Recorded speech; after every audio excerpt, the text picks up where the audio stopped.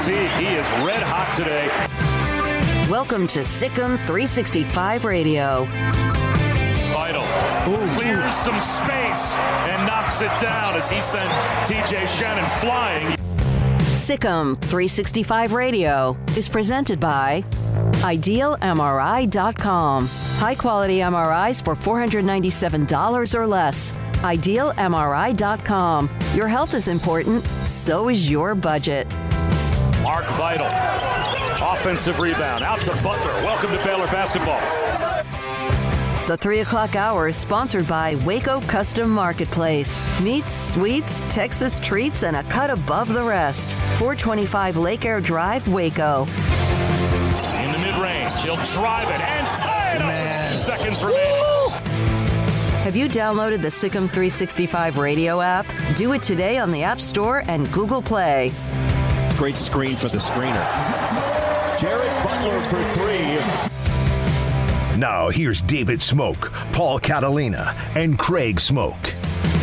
All right, good afternoon on this Friday, beautiful Friday in Central Texas. And as I found out yesterday looking at a thread on SicEm365.com in the premium section, some of you are all over the world or all over the country listening to us or watching us on SicEm365.com. Baylor has tipped and trails Hartford 14-13, and there are just under 8 minutes left in the first half against the 16-seed Ohio State. Trails at halftime to Paul Mills and Oral Roberts, 36-33. Texas Tech is rolling.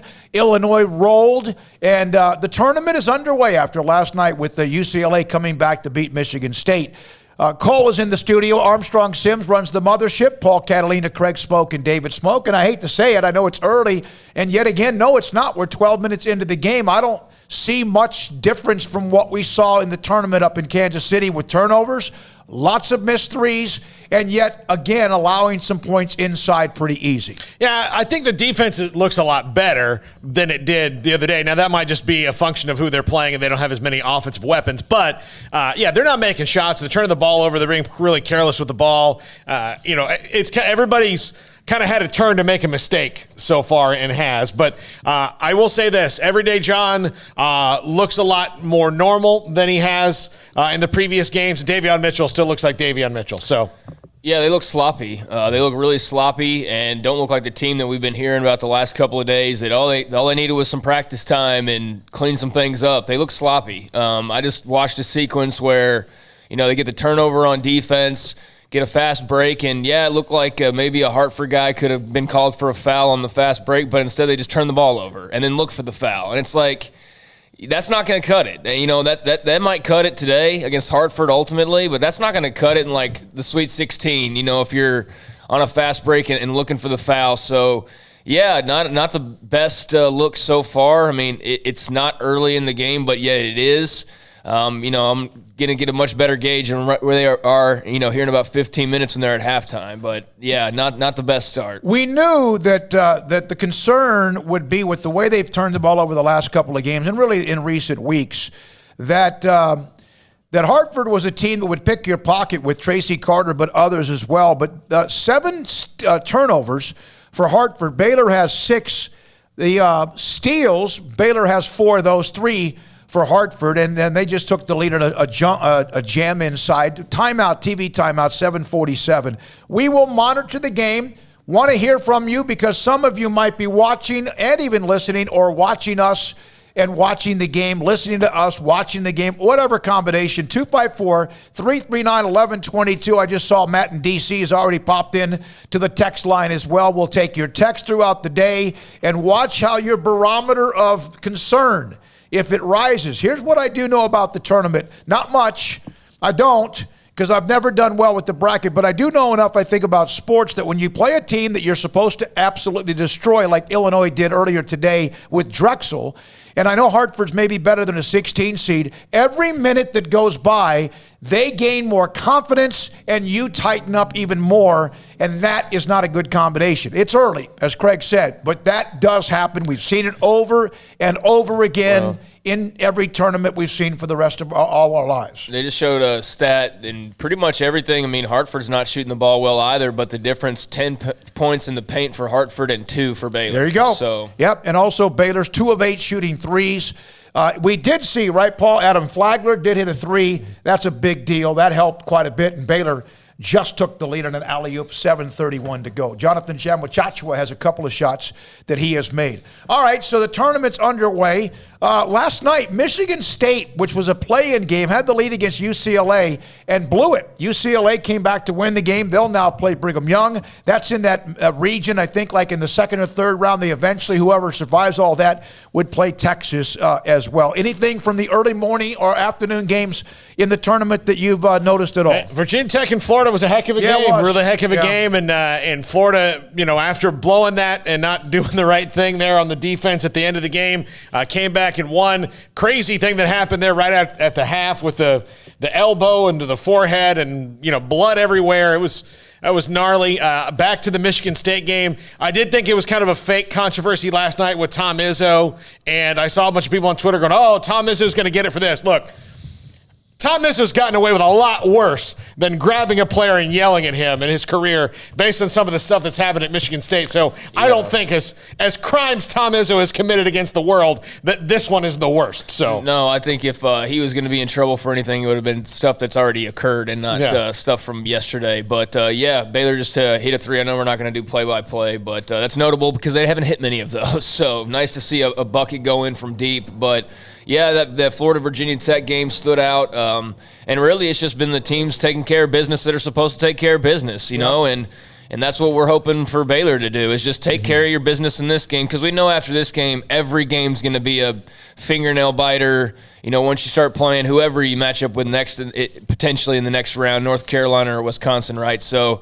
it's all about just taking care of your business today and then, moving on to the next one. But a lot of teams have already done that, and they can breathe a sigh of relief and rest up and wait till Sunday. Yeah, wait till Sunday. By the way, Adam Flagler, the good news here, the bench was one of those that we discussed, right? Remember we had the 3 or 4, and could we needle it down? Could we limit it to one, or you could do all of them, all of the above? We argued a little bit about that, but the bottom line is a problem was more than one thing.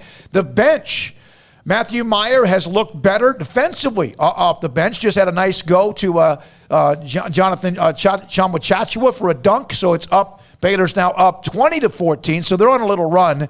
We will take your text all day, all the way until 6. Meanwhile, Grayson Grundhafer will join us today. He'll join us at 3:45 with a lot of what he came off of with that Under Armour event that was up in Dallas and Arlington last weekend. And then also Jason King of SicEm365, our college basketball analyst, along with Ashley Hodge, among others. At halftime, as soon as this game goes to halftime, we're going to get Jason on and let him dissect and look at what he has seen in the first half and going forward. And Kim Mulkey will join us today as the women will start their tournament on Sunday against Jackson State. Also, there was a little bit of a to-do down in San Antonio with the facilities, the amenities, and a lot of that with the women's tournament compared to the men's tournament. Armstrong wants to lead that charge today. We'll go live with him on this along with Paul. No, because it is something that's kind of I guess you could say it's a story, but it's going to be one we get to, and we will. Baylor men. Baseball, I always say Baylor women with softball. With Baylor softball, Baylor men in baseball open up a series with Texas. That starts, of course, tonight at the Baylor ballpark. All 3 games this weekend. 254-339-1122. And your calls, text, comments, and opinions. Let's go to Matt, and he's the first one today off the top. We look like we don't want to be there just walking around. I don't believe the practice reports because you don't fix anything in a week. I believe the practice reports because John Jacobs is not going to lie to me, but he did say many times, that does not mean when you go out and do it in public that it fixes everything, but it's better to see it in practice and maybe it carries over into the game. But I also don't think that it's not that they don't want to be there, but you got to be careful because they barely got through Kansas State, if you remember. They barely got through Iowa State, if you remember, when they came back from the pause as well. Well, the big thing to me is this the team that says they want to be hungry and needs to get back to being hungry, or are they the team that, kind of look like they were satisfied a little bit after winning the Big 12 regular season title, because I say that just based on the way they played right after that happened, right? The close game against Kansas State, and then, turning around and, hey, there's no shame in losing to Oklahoma State, but I think, that was just a little bit of a different-looking team and led to a lot of the concerns that people have had now for the last week. So a hungry Baylor team that feels like they're, sitting there with a little bit of a chip on their shoulder, very, very dangerous. A Baylor team that, gets a little bit satisfied, not so much. So I think I've seen a little bit of both in this game, and that Hartford's not going to go away. So we'll see what happens, obviously. They're going to play like their coach, the attitude of their coach, and their coach, as we know, is full throttle, hair on fire. If Baylor just plays well offensively, they'll end up separating from this game and eventually taking over. We'll watch it. Oral Roberts leading Ohio State by 3. You talk about heartburn, although that game is now tipped the second half or started the second half. Paul Mills and Oral Roberts, who have played really well, the Golden Eagles, they got a couple All-American type players, so that's fun to look at as well. Earlier today, Texas Tech by 12 over Utah State. You guys, you mentioned Florida, Virginia Tech, Paul. Florida wins by 5. Arkansas 85 and Colgate 68. A lot of analysts were really kind of talking about how that's going to be a hell of a game. Armstrong, do you want to talk about how you let 2 blonde guys talk you into picking Colgate? No, it wasn't. They didn't talk me into it. I just had faith in Colgate. Okay. I thought the toothpaste was going to knock off Arkansas, and it just didn't happen for me. But it's okay. Well, now the winner gets crushed, right? Yes. I'm more of a crust man myself, anyway. So toothpaste is the natural enemy of most of the state of Arkansas. So, oh my gosh. Yeah. Gonna do that. Yeah. Well, we just lost some Arkansas listeners. That's for sure. Did. Man, you and those 2 states right above us, man. It's crazy. You take the loss and you move on. It's March, All right. Also, Illinois destroyed Drexel 78-49. Going on now, the games we mentioned: Ohio State, Oral Roberts, plus Baylor and Hartford. And it's kind of one of those transition moments where Baylor, and this is what Hartford does. Baylor up 5, they get a rebound, they go down the court, they get stolen away. They get stripped, and that's happened quite a bit. Also, Georgia Tech and Loyola Chicago are about to tip. That game's at 3 o'clock. Oregon State, Tennessee at 3:30. And then later on this afternoon, Liberty and Big 12's Oklahoma State at 5:25. 254-339-1122 is the number to call. From Girl Friday, they need to relax, just play. Forget about seeding. Forget about titles. Just play. They look and are playing kind of uptight. And that only gets more intense as the game goes on, with 4 minutes left in the half, up by 5. Yeah, they just turned the ball over again. So they're about 10. That's about 10 turnovers, right? Mm-hmm. Somewhere in that neighborhood, which is about what you want at the end of the game. They have 9 turnovers. Now 7 or 8 turnovers already in the first 14, 15 minutes of this game. All right. Wisconsin, North Carolina, by the way, though, that game will get the winner of this game with Baylor and Hartford. They play tonight at 6:10 Central Time. All right, so there was a stat by Michigan State. I wish I could find it. I printed it out, and then I put it in a stack of a lot of stuff. The Izzo, here we go. Let me see if I can find it. Here it is. Tom Izzo's 23 NCAA tournament years, Michigan State has blown 3 double-digit leads in regular season games 3 times in 731 games. Wow. They have blown 2 double-digit halftime leads in the tournament in 74 games. So they've blown 5 leads in over 815 games, and they did last night. Yeah. They did last night. That's a crazy stat. And of course, a guy like that, a team like that, and plus they're just always good, although this year's team had to get involved in the play-in game. All right, anything else, Craig? No, I mean, just, pretty much just watching this game. Like, it's kind of great to have it on while we're doing this and kind of not at the same time, because we've got different things to discuss, and yet you can't help but stare up at the screen, especially when they're in a tight game. But no, we'll just see how this one goes. I mean, they're getting closer and closer to halftime. Looks like it's probably going to be a tight score at halftime. So that halftime talk will be quite interesting, and I'm sure Jason King will have a lot of thoughts whenever we get him here in a few minutes. But no, I mean, nothing that just, stands out as something that we haven't hit on. Just this is kind of the focus at the moment. 26-20 Baylor right now with 3:06. Jared Butler headed what appears to be possibly to the free throw line, and yet another under 4-minute timeout. And our friend John Gallagher has I think they called that foul on Jared Butler. Did they really? Yeah. Oh, we'll see. When we come back, we'll get into much, much more, including some of the other stories in sports.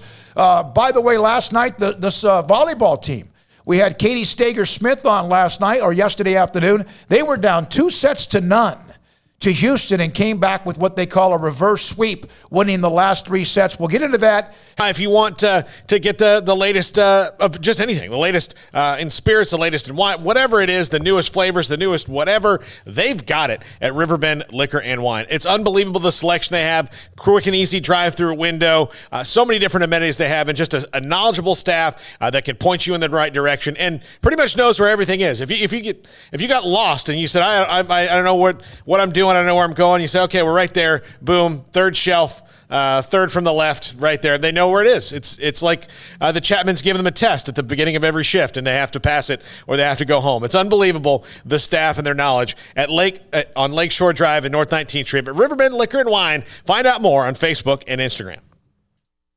Qualified buyer, see dealer for details. The anniversary sales event is happening now at Richard Carr. 22 years in Central Texas is worth celebrating with big savings on all cars and trucks. Savings like $3,500 off a 2021 Buick Envision or Buick Encore GX. Save $6,000 off a 2021 Buick Enclave. Save $6,500 off a 2021 GMC Train or GMC Acadia. Come by for prize giveaways and deep anniversary discounts on every car or truck on the lot. It's the anniversary sales event going on now at Richard Carr. At Richard Carr, we give you more.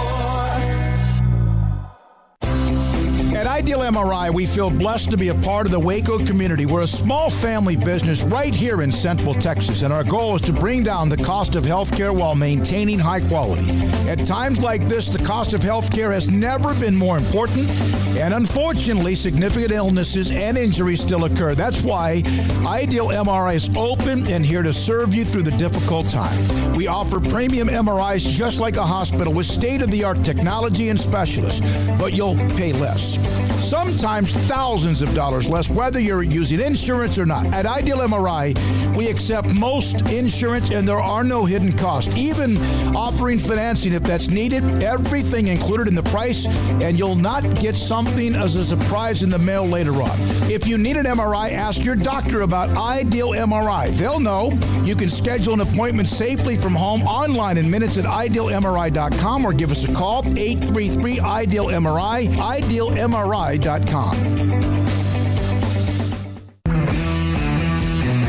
At Marco's Pizza, get craveable pizza made the Italian way with dough made from scratch, an original sauce recipe, 3 fresh signature cheeses, and premium toppings you love, served hot and safe. Right now, you can get unlimited medium one-topping pizzas for just $6.99 each. Why stop at just one? Order with your app or at marcos.com for curbside, carryout, or delivery today. Marco's, pizza lovers get it.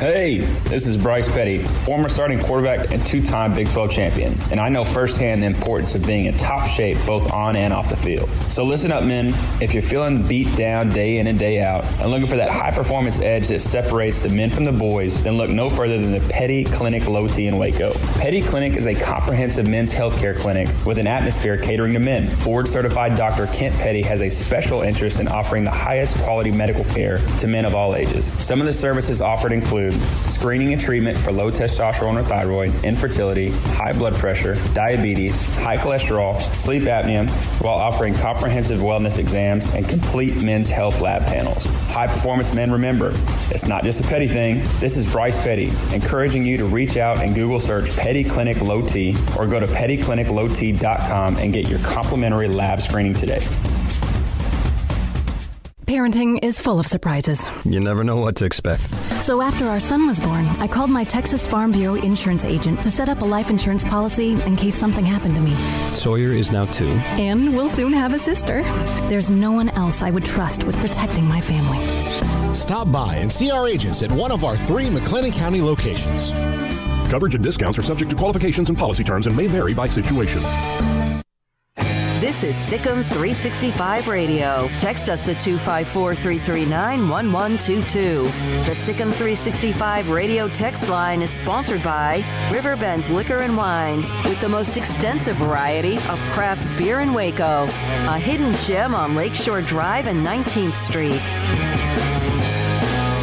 31-20, Baylor has opened up a little bit of a gap, but they just turned it over on a player control foul. Adam Flagler with a charging call.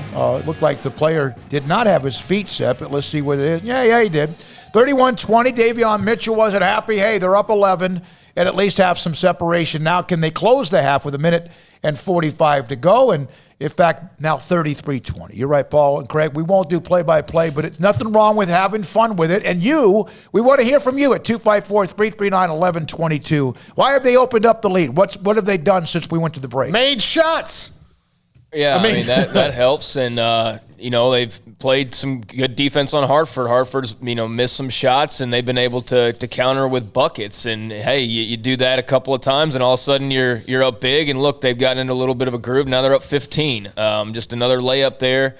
So they're playing good defense. Hartford hasn't been hitting any shots, and they're starting to make some of theirs, and that's how it works. Yeah, I'll tell you another thing Scott Drew has done early. That's navigated it well. Is he's rotated players rapidly because again their depth is more than Hartford, and so Hartford looks to me to be a little bit gassed right now at the first half. He went to a half-court trap. Did you see that? And forced an immediate turnover, which is we haven't seen that very much. Just to kind of change things up, Nice effort by Maceo Teague on a loose ball out of bounds that Hartford will have it. But it's all of a sudden 15. Yeah, I mean, it's fun to have the game on during the show and yet not, like I was saying a few moments ago, because it's great to be able to comment on it at the same time. Like, I can't imagine if you're somebody who's like a hardcore fan, like your alma mater and whatever, like that would be really difficult, I think, to probably sit back and try to do this. For all number one seeds for all time now, Virginia has ruined your life. Yeah. Because until 3 years ago,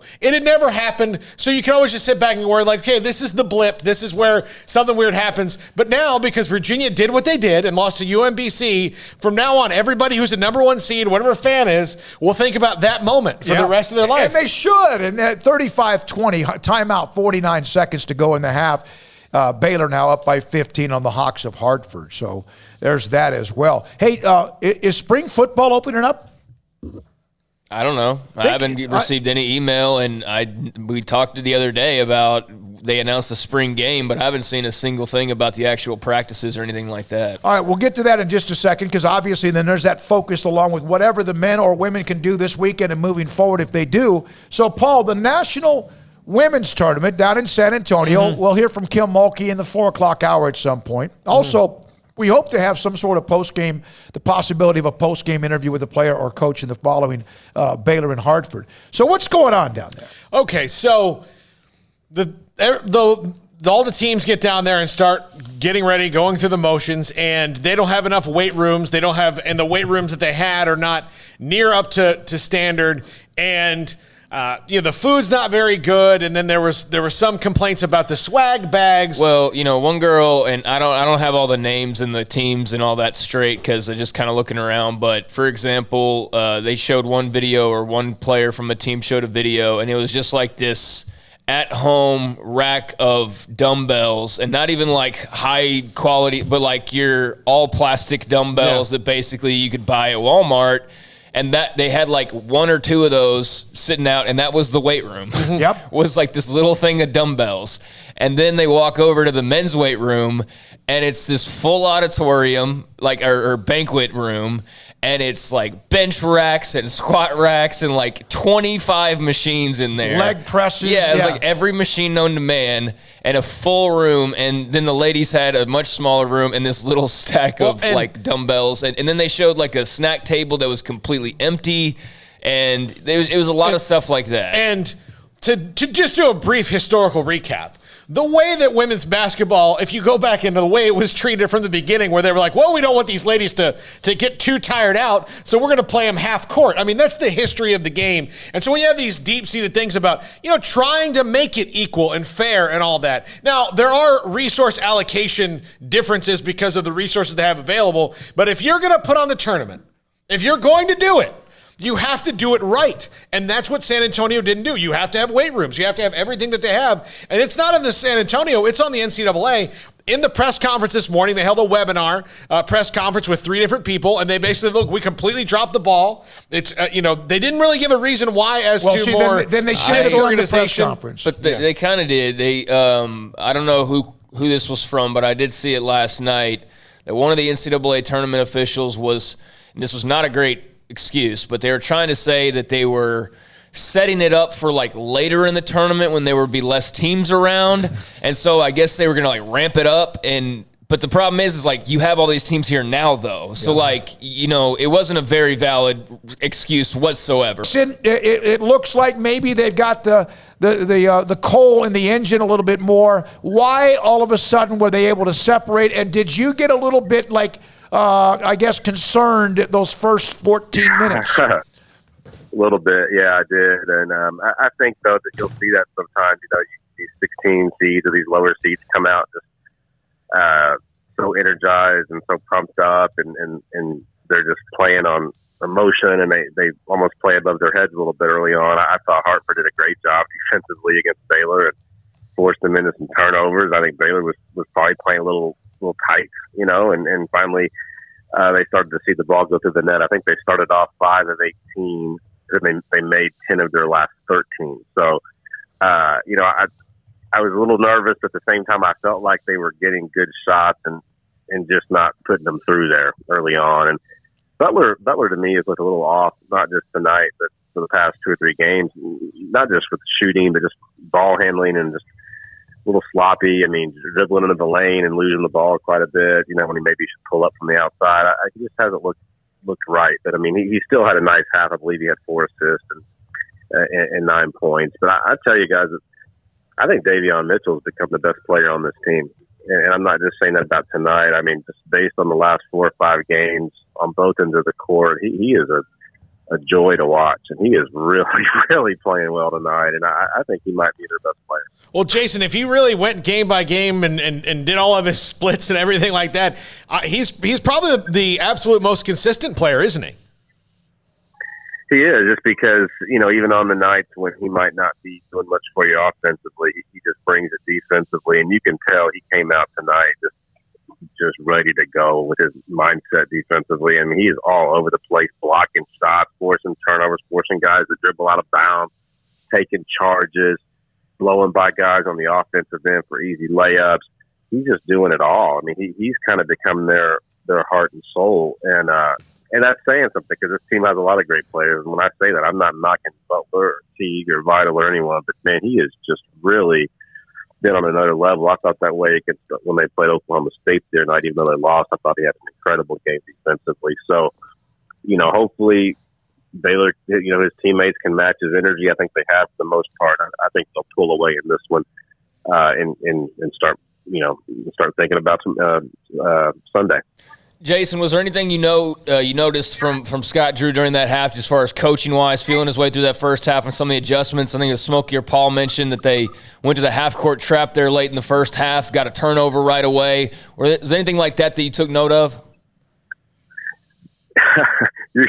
I'm not the X's and O's guru as good as your guys are. That's a great observation, though, now that I think about that he did. And it looked like they were getting a lot of easy baskets there for a while on turnovers that they were creating out away from the basket. And that's what they do, And again, I think a lot of the reason Baylor played poorly early on was I thought Hartford was playing really well. Their coach is all over the sideline. I think I tweeted it.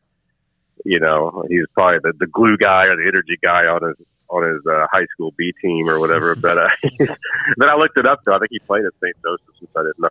But he had him ready to go. And I don't know. I felt so bad for that guy 10 seconds into the game that hurt his ankle. I mean, how can you not feel for a player like that? You work so hard to get to this level or to this moment, and then 10 seconds into the game and you're out. That sucks. It was kind of deflating, but again, I like what I'm seeing from Baylor overall now, and I think they'll be fine. Did you notice it? I know this is it's an X's and O's question, and believe me, I'm not that either. But it did see as if Scott went to like a half-court trap and forced an immediate turnover. I don't remember if they converted or not, but just to kind of maybe give his defense a little bit of a jolt, as much as that is to see what Hartford would do against him. Absolutely, and I think it's twofold, because I mean, that defense can just deflate teams. And when you're getting those easy baskets, and all of a sudden a close game, goes from 3 or 4 points to 8 or 9 points, and you're playing the number 1 seed, I think as an opponent in a 16 seed, it's real easy for you to kind of become deflated. And I think that's kind of what you're seeing here. I mean, it's even though you can sit here and pick apart the bad things Baylor did, at the end of the day, I mean, Hartford's got 21 points at halftime. I think they committed, from 13 turnovers, 12 turnovers. I'm not sure, but so Baylor's doing a lot of good things. I think the reason it was close to early on is just the shots weren't falling, and Hartford had played a part in that too. Well, how much of that is you mentioned the guy getting hurt and how negative emotion, but a lot of that's positive emotion. We had John Gallagher on the other day. I mean, I feel like he's ready to go out there and roll some screens the way he's running up and down the court. They're playing with a lot of emotion. They are. They absolutely are, and it's cool to see. I mean, I was joking about him, but he's done a nice job. He's doing a great job with them. And a lot of times, when a teammate gets hurt, you can see teams go one of two ways. The natural thing is to think, oh, that's really going to knock the wind out of their sails. But sometimes people can use that as a rallying point, and perhaps that's what they did there. I mean, it's, all these teams. It's funny. You think, oh, they're a 16 seed. They must suck. But no team that makes the tournament back. You know what I mean? It's just usually a talent differential. But I mean, these are still good basketball players that are getting scholarships to play basketball in college. So they're good. Jason, I don't know how much you've been able to watch all around today, but Illinois, Tech, Arkansas, Florida, they've all punched their tickets among others. Has there been anything you've seen or caught wind of that has stood out to you as far as the early action today? Well, everyone seems to think that Illinois and not Baylor is the team that is playing the best right now, other than Gonzaga. And after watching them today and seeing their lopsided score, I believe they won by 29 points. You could probably agree with that. And so they came out and looked good early on.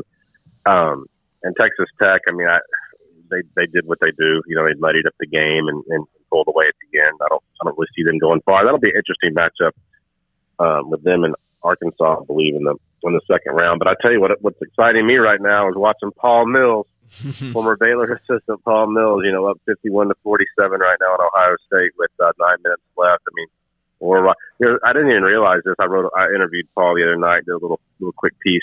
But there's one team in the nation, I think, that makes more threes per game than Baylor, and it's Oral Roberts. I think Baylor makes about 10.5 threes a game, and they make 11.5 threes a game, and they also lead the nation in free throw shooting. So I mean, they've got some high level players on that team, and they can really score. I mean, they're gonna finish here with about 80 points, 70, 80 points on Ohio State, a physical Big Ten team. So this would be a great thing for Paul and that program. Yeah, and they got those two kids that are very much in the discussion of in All-Americans as well, Asmussen, I think Obenar. And so, and up by 4 now with under 9 minutes left against Ohio State. All right, so just make shots, right? That's what Tim Maloney said yesterday. That's what Tim Maloney always going into that next game. And to me, it's Flagler coming in and making them make a run. They got to get him back. I mean, playing like he can play. And this is a nice sign early on. I mean, if I were Scott, especially if they're up big, I would leave him in a lot and let him really get some momentum and get to feeling good about himself. 16 seed doesn't mean that you suck at basketball. You're a Division I athlete, and Hartford came to play. That coach has got energy. He's got some great energy. I kind of wish he'd be an assistant for us and just bring the energy. Hartford ain't scared. They ain't scared of the Baylor Bears, and they showed that to begin with. But we took over. We made corrections. Scott did what Scott does. He put people in the right position. I think it was great when Vital came out. He had his 2 fouls. He came back in. He took the stupid mask off. Hopefully his face is healed. And, he unmasked the villain. So we all know who he actually is.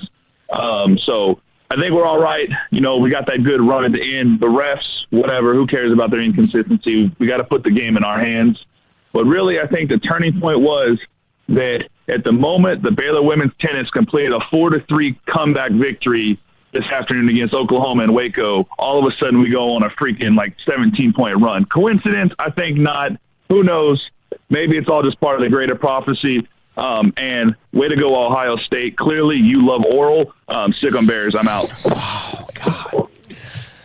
Oh, T-Rex, thank you. That escalated in a hurry. Yes. Yeah. That went from a normal T-Rex call to something completely different. Oral Roberts up 3, by the way, under the 8-minute timeout, TV timeout over Ohio State. 7:46 left in that game. I mean, it's a long way to go, but what a win that would be. I mean, my gosh, that would be massive, a number 2 seed. And, like T-Rex was saying, some good things there at the end of the half to kind of open things up. And, this could have been a half where you're, walking around the house and nervous and like trying to find things to do to keep you busy, but instead you can kind of take a little bit of a deep breath because they were able to open it up. Now I just need to continue it on for, a little while longer and, rest up for a couple days. Get more than water. I know that. You could go get something stronger than that. I'm sure there's a lot of people indulging right now, yes. I know. There absolutely might be. Might have been doing that 5 minutes into the game from the 513. We are just getting started, and so are we. This first hour, we take you to 6. Hope you enjoyed the cut-in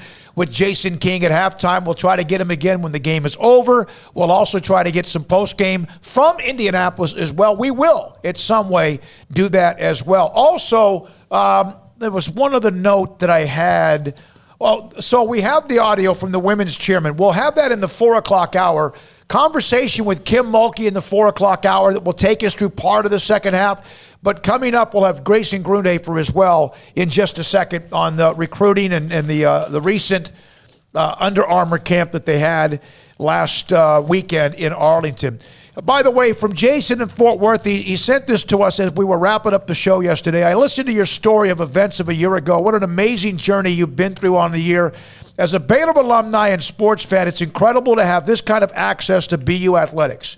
Huge congratulations to everyone for your success. I can't wait to see what the future holds. You guys are fantastic. I even love to catch up tempo when I can. Keep it up. This is Jason in Fort Worth. So, Jason, thank you very much for your text last night, right before we ended the show. Yeah, thanks, Jason, for the support. And, I said it yesterday, but definitely, just so thankful for the people out there that listen. And all I can hope for is that everybody just keeps spreading the word, keeps, mentioning it. Because you'd be surprised. There's a lot of people that still have no idea that, this even exists or whatever. Because there's a lot of people that go to Baylor that aren't even sports fans. Or maybe they're just casual, non-hardcore sports fans. So, yeah, just keep the word of mouth out there about what we're doing. And I want to give Armstrong a little bit of a shout-out today and today only. But nice little graphic there in the bottom corner to have the halftime score there you go. For people that are tuning in. So nice job there. It's just what he does, and all the others, whether it's Jack or Cole and others involved, what they do, and sometimes it's subtle, and yet then you realize what he's done, and you're like, man, that's great. That's absolutely awesome. Yeah, so I've been updating the score as it happens, right? Baylor spring drills open Monday. So there's also something to throw into the mix because we'll be able to try to get you some various daily practice access. Apparently the access will be a little bit more open. Of course, last year there was no access because there were no spring drills. So Dave Aranda will be able to handle host his first actual spring drills at Baylor after the 2-7 year. That opens up on Monday. So what is the one, maybe 2 or 3 things that you look forward to seeing by the end of spring drills or interested in the most? At 254-339-1122. Again, Baylor 37-21 at halftime. When we come back, Grayson Grundhoefer on the Under Armour camp in Arlington and Baylor recruiting this week. This is SicEm365 Radio. All right. If you want to cook a steak this weekend, it's not too late to get over to Waco Custom Marketplace at 425 Lake Air Drive, or even tomorrow. They're open on Saturdays as well. The bone-in select ribeye steak, that's my favorite. The select is $9.99 a pound. The select New York strip steak, $8.99. The choice New York strip steak, $10.99. And the prime New York strip steak is $12.50 a pound. Go get yourself a steak for the weekend. Enjoy the grill and enjoy the beautiful weather we're having right now as well. St. Louis ribs, $3.25 a pound. Hot links, $3.99 a pound. The 20% off continues all beef jerky. Also, you order by Wednesday at 6 o'clock. If you order live crawfish, 30-pound sacks at $4.25 a pound by Wednesday at 6 next week and the next several weeks, you can then pick up how many sacks you order after 2 o'clock on Friday, and also throughout the day. They're open on Saturdays as well. $4.25 a pound, 30-pound sacks of live crawfish at Waco Custom Marketplace. Order by Wednesday at 6, pick up after 2 on Friday or any day, anytime during the day on Saturday. The food is there for you to cook, and it is absolutely delicious. A butcher shop and bakery and more at 425 Lake Air Drive in Waco. Y'all listen up. Let me tell you something about group meals from Rudy's Barbecue. It's got all you need for all the folks you gotta feed, smoked meat, sides, and more. There's everything down to the tablecloth, just like the one that you see at the store. At a bridal shower, it's better than flowers. In a long distance meeting, it'll pass the hours. It'll feed all the cousins at a family function. It's better than potluck at a church luncheon. Next time you need to feed 10 or more, call and order a Rudy's group meal. Next in line. One size fits all. That may be all right for an adjustable belt or cheap sunglasses, but when it comes to your financial needs, no one wants a one-size-fits-all strategy. Ben Erlinson, your Edward Jones financial advisor, knows that his most important goals are yours. That's why he takes the time to understand your needs, knowing you. That's how Edward Jones makes sense of investing. Ben Erlinson, 100 North 6th Street in Waco, 254-759-8533. Edward Jones, member SIPC. At Baylor University, students find their place to shine. They're faithful friends and inspirational leaders. They're championship teammates and independent thinkers. They're on the cutting edge of high tech and in the halls of history. If you want to make the world a brighter place, you can. And if you want to shine in your own way, you can. The spark you need is already inside you. Bring it to Baylor, where lights shine bright. Get the vehicle you've been dreaming about at the President's Day event at Allen Samuels. The 2020 Dodge Charger SXT, ranked #1 in initial quality and driver appeal, has special values of $6,170 or 0% for 72 months, plus $3,000 in combo cash. The 2020 Dodge Charger is at the forefront of muscle car design. From the body to the wheels, it continues to impress. Visit the customer award-winning Allen Samuels, located at 201 West Loop 340 in Waco, to see the 2020 Dodge Charger SXT. See dealer for details. All offers have credit requirements. Southwest Sports Medicine and Orthopedics, the team physician of Baylor Athletics. Our doctors specialize in the diagnosis and treatment of any and all sports-related injuries. Celebrating over a decade of service in Central Texas, our doctors are equipped to handle a wide range of issues, whether it's your foot or ankle, orthopedic spine care, your hand or wrist, knee and shoulder pain, or if you're in need of our arthritis or total joint clinic. Come see us at the new Baylor Scott and White Ted and Sue Getterman Sports and Orthopedic Center. Trusted doctors at Baylor Trust, Southwest Sports Medicine and Orthopedics. Our goal is to get you back in the game. Learning to navigate life in the COVID-19 world has been a struggle, and where and how to get tested has been one of the biggest challenges. Impact Health Labs has your answer. If you need mass testing for your office, church, dormitory, or school, Impact Health Labs is who to call. They will come to you, conduct the testing at your location, and have the test back within 24 hours. Most major insurance accepted, meaning your out-of-pocket cost is low. So no more waiting by the phone for days to find out the results. Impact Health Labs was founded by 3 Army licensed and credentialed medical professionals. They believe in accuracy, efficiency, and doing the job right. Call 254-744-6233 to set up your group screening today. Impact Health Labs, on-site, prompt, and accurate, taking COVID-19 head-on. Again, that number is 254-744-6233 or online at impacthealthlabs.com. Welcome back to SicEm365 Radio. It's time for our weekly segment with Grayson Grundhafer of SicEm365.com. Brought to you by Pioneer Steel and Pipe, where customer service is their main focus, and best in metal, steel, and pipe for large or small projects, with 2 locations in Waco and Bryan. Family owned and operated since 1943. All right, this 4 o'clock hour is around the corner. Conversation with Kim Mulkey and also what's going on in San Antonio with the women's tournament. Baylor 37-21. They have just started the second half. Grayson Grundhafer, he had himself a busy Sunday. He and Brian Etheridge up in Arlington at the Under Armour camp. And, Grayson, was that like almost getting let out of jail with the ability to get involved in all that? Yeah, it definitely was. It was so much fun to kind of be out there covering some of these recruits and being able to see them in person, a lot of them for the very first time. So you really get a better feel for kind of what these prospects look like, and also kind of, just a better sense for how good they are and kind of what they can do on the football field and everything like that. So it was really fun. Brian and I had a great day, really weird weather day. It was like 56 degrees in the morning, and then it started raining, and then by the afternoon it was 80 degrees. So, but yeah, it was a fun day for sure. What did you see that jumped out at you before we talk about Trey Wisner? Yeah, we'll talk about him for sure. He put on a show, but as far as kind of other thoughts, the main one is the offensive line, guys. And this is big news for Baylor, in my opinion, because the 2022 class on the offensive line is the deepest group I've ever seen covering recruiting in the state of Texas. It is just so deep and full of talent.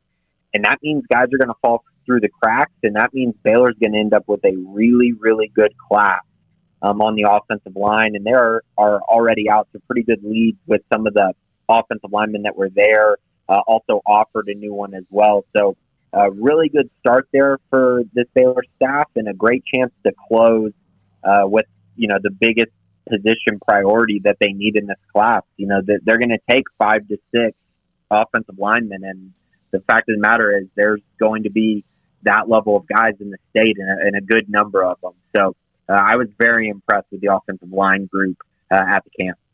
Paul brought his name up. Connolly's Trey Wisner, just a junior next year, Grayson, but had a good, I guess, performance at the camp, and I know you were able to talk to him, and there's a piece up now on the website. Yeah, definitely. I was able to talk to him a little bit and kind of get a feel for his recruitment. But again, guys, I mean, he's a 2023 guy, so he's got so much time. And, when you're talking about a guy who already has, Oklahoma, Oregon, TCU, USC, Baylor, Florida State, I mean, he's got tons of really, really good offers, and he's just a guy who's going to continue to blow up and emerge. And so he's got a ways to go in his recruitment, but it was good to hear, at least in the early going, that Baylor was one of those teams standing out to him, and he just, feels like Baylor's home. And I mean, it is. It's right. His high school is right down the road. So that was great to hear. And obviously during the camp, it's really unfair, truthfully, because Trey Wisner is such an explosive playmaker that when you put him in one-on-one drills with linebackers, it's pretty much what it was for him. You don't really get to see much of his, running ability in between the tackles or anything like that at a camp, but you do get to see him as a receiver and in one-on-ones, and he just looked awesome. So it was fun to see him, and, covering kids that are around the Central Texas area is really fun. And, you don't get to see too many of them, but there were 3 of them actually at the camp over the weekend. Well, we got to see him firsthand, and we saw him explode in the opening game. We saw him against some teams that weren't very good, but against the bigger and better competition, La Vega, Springtown, and a couple of others, he wasn't as dynamic. Then he busted loose in that game against China Spring, both offensively and defensively, but he is absolutely, no question, a talent. And right here in your backyard, if you're Baylor, it'd be hard to lose him, but you got everybody's looking at him. How much, I've seen this, and I asked you about this a little bit last week, Grace, I'm going to follow up this week. I saw Eric Mateos put up, I think it was maybe some sort of a board, that some of the offensive linemen have increased, I don't know if it was a deadlift or whatever it might have been, 100 pounds since they started in January. Yeah, and this is actually, I know he posted specifically about the offensive line, but I mean, I've been hearing that guys' lifts across the board have gone up. I think on average, what I heard last was 80 pounds across the board for as far as your PRs with various lifts. And that's at every position. That's not just the offensive line, what I'm referring to. But yeah, I mean, that's a big deal, guys. I mean, I've heard things like what Vic has done in the past few months is more than what took place all of last year as far as strength gains. I mean, there's a lot of people very, very happy about what Vic has been able to do and bring in with his staff and kind of get out of these guys. And I mean, if you look at the, strength and conditioning Twitter, I mean, if you saw the picture of Quaylen Jones the other day, I mean, just rock solid, lost all of whatever fat he did have, and now it's just pure muscle. And I mean, yeah, you're just seeing these guys move a ton of weight, and that's going to bode really well for them. But at the end of the day, you have to be able to put that on the field. You're able to go in there and put on the strength, But now can you translate that to the field and make sure you're not getting pushed around? I think it will translate. And that's a big thing for this Baylor.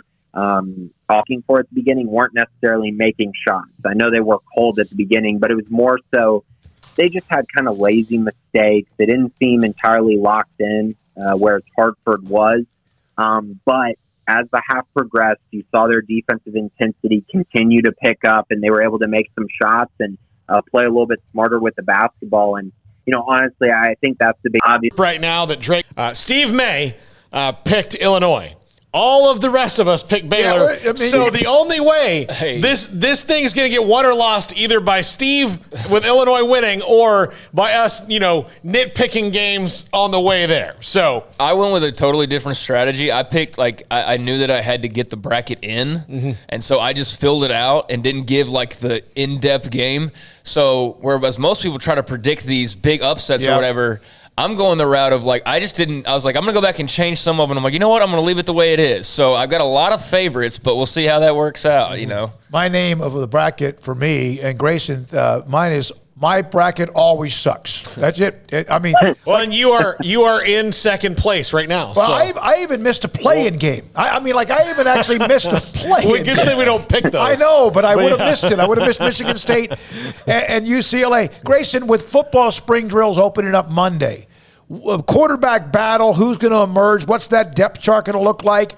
What else? What else? Just what the offense looks like when we see them whenever we do? Yeah, that's going to be definitely the main focus. Obviously, all the attention, like you said, going to be on the quarterback battle. But I think it's very important that the offensive line figures itself out, that they're able to find 5 guys that they really believe in to be the starters while also finding 3 or 4 guys that they believe in to be backups. That's going to be very, very important. And, honestly, I think other than that, my biggest thing is seeing Jeff Grimes, kind of implement and install his offense. This is a big time period for them because they have a lot of catching up to do. And they have a lot of time right now to really make some progress, put it on the field, and allow Jeff Grimes to really analyze what this team is good at and what they're not good at, and then be able to adjust off of that. So this is a big opportunity for this Baylor football team, for Dave Aranda, and for the entire coaching staff, and, of course, Jeff Grimes and Eric Mateos, trying to figure out, how this offense is going to best fit, and then also Sean Bell, first run coaching the quarterback. So it's going to be very interesting.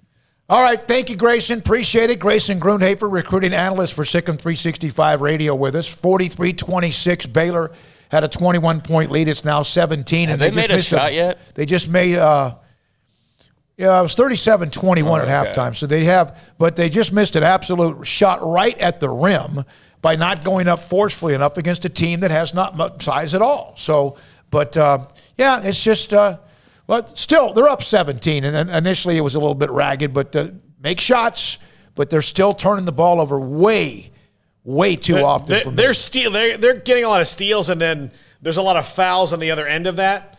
Right there. But yeah, they just need to wait a second. That's some of that is they get going too fast, and they just need to wait a second. So they get a steal on a great play. 5 times in the last 30 seconds, and I've seen Baylor holding the ball for a second. Every time I look up, it's Hartford running the other way with a basketball. Every time I look up. What Tracy Carter does, remember, he's the guard we heard about, and I don't know how many steals he has. He waits when you get the breakout, he's hiding at midcourt, and Mark Vidal just may have picked up his 4th foul with 14-19 left. He waits right at the midcourt. He just kind of hides there, and you've seen him do that now for 25 to 30 minutes of game time. So it's not like you haven't seen him. That's what he's doing. He's kind of hiding, and Mark Vidal may have just picked up there's also a technical foul on Mark Vidal as well. And I've seen Baylor a couple of times getting a little bit Does that mean chippy. He's fouled out? He might have. Fourth He might have. So 43-26, and Hartford goes to the free throw line. And that is a team, when that happens, and we all love Mark Vidal for what he represents and what he does, that is a composure issue. That, you know what? You're nobody else but 68 teams in the Encore GX. It's just plus priority warranty service on all vehicles purchased. So come by right now and check out their clean and disinfected showroom. You take a test drive or let them bring the test drive to you. And right now during the big basketball tournament, come by the dealership and take a shot to win additional prizes. It's the big 22-year anniversary sales event going on now at Richard Carr. From the first workout to the last practice, sports is an incredible challenge. Hi, this is Dan Engel at the First National Bank of Central Texas, and we're proud to support each athlete, every parent, and our educators. From families, small businesses, to the biggest industry, we're here to help. With remarkable products like instant issue debit cards free at all of our banking centers, we've got banking ideas that fuel big dreams. The First National Bank of Central Texas. Familiar faces making local decisions. Member FDIC, Equal Housing Lender. In the market for a quality metal building? Since 1943, Pioneer Steel and Pipe has helped Central Texas residential and commercial customers with metal building design, panel options, building components, and trim options. Pioneer Steel and Pipe's residential line is energy efficient, offers low maintenance, reduces insurance payments, is impact resistant, and carries up to a 40... The great brands like Macanudo and Artur Fuente, Rocky Patel, Aston, and so much more. CBD, great for sore muscles, aches and pains, sleep, Vita Dreams, and anxiety, mild depression, general health and wellness. Their staff very knowledgeable on the subject. If anyone is curious about CBD, ask Carol and Ashley, Don Shumanor in the Townwood Shopping Center off Valley Mills in Waco. Riverbend Liquor and Wine has their easy-to-access drive-thru open and convenient and clean in-store location on the corner of Lakeshore Drive and North 19th Street in Waco. Riverbend Liquor has the best and most extensive variety of craft beer selections in Waco, and Balcones whiskey, including single malt, pot still, baby blue, rye, brimstone, and the all-new lineage in stock. Riverbend Liquor and Wine, family-owned and operated, and a hidden gem in Waco on Lakeshore Drive and 19th Street. And find out more on Facebook and Instagram.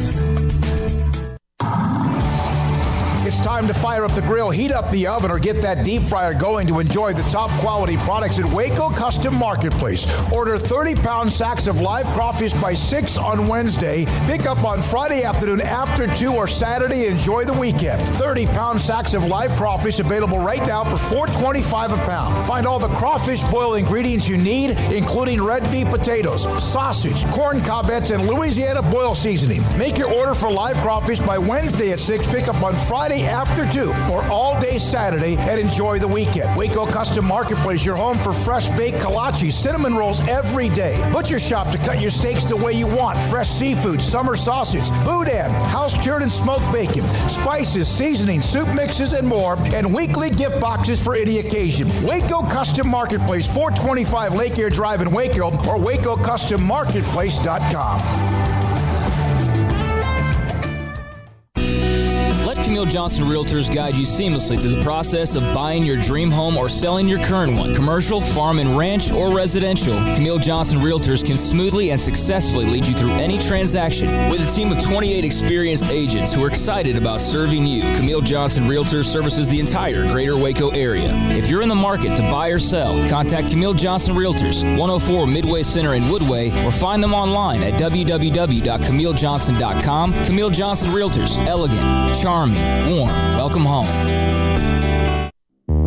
Welcome back to SicEm365 Radio. Floater will go for T. Good. The 4 o'clock hour is sponsored by Boozer's Jewelers, the wedding ring store, specializing in custom jewelry and repair, all in-house. Now here's David Smoak, Paul Catalina, and Craig Smoak. Three-time national champion. We know her resume. Kim Mulkey, head basketball coach at Baylor, on the eve of the women's tournament starting in San Antonio. So you've been there now long enough to kind of get a feel for everything. I know you've done your media responsibilities and practice and whatever. What has the initial 2 or 3 days been like? Unusual. We got here, Tuesday night, went straight to COVID testing. Now, there's 5 of us in the group of 34 that we're allowed that do not have to do COVID testing because we're within our 90-day period of having COVID. So we walk with them just to have the exercise. And then we come back, and we're in certain elevators. There's 8 teams at this particular hotel. We don't even see the other teams unless we pass them by on the street going to COVID tests. We have meals delivered to our door, and then after 2 days, Thursday, we were able to go and practice. So we had our first practice Thursday, and then today we'll have our first practice at the Alamo Dome, and we'll go do that by getting on the bus. We were able to practice walking to the convention center. A lot of time, downtime, spent in your room. We're not complaining, but it's different. It's different. There has been some blowback on the equipment, the weights, the conditioning opportunities as far as what the women's tournament has had. In fact, the chairman had a press conference, was very emotional about it earlier today, compared to what you see in Indianapolis. Has that been a disappointment for you? I didn't know. What chairman spoke emotional? Lynn Holtzman? Yes. Yeah. Well, I'm of the belief, as I told our players, we're human, we see, we observe. Let others fight this battle. Your battle to fight is to focus on the basketball tournament, and that is what I've told them to do. Now, we're not going to complain, but since you've asked me the question, there will be an appropriate time to say these things to the NCAA. How did this happen? You cannot sit in Indianapolis. The men's tournament is in Indy. Lynn and Gavitt, who's over the men's tournament, have to have a boss that oversees them to sit in meetings and say, we must make sure that each tournament has the same amenities. Listen, you've known me a long time, Smoak. I get it. The men's tournament and football make all the money. I get it. But amenities are very minuscule when it comes to money.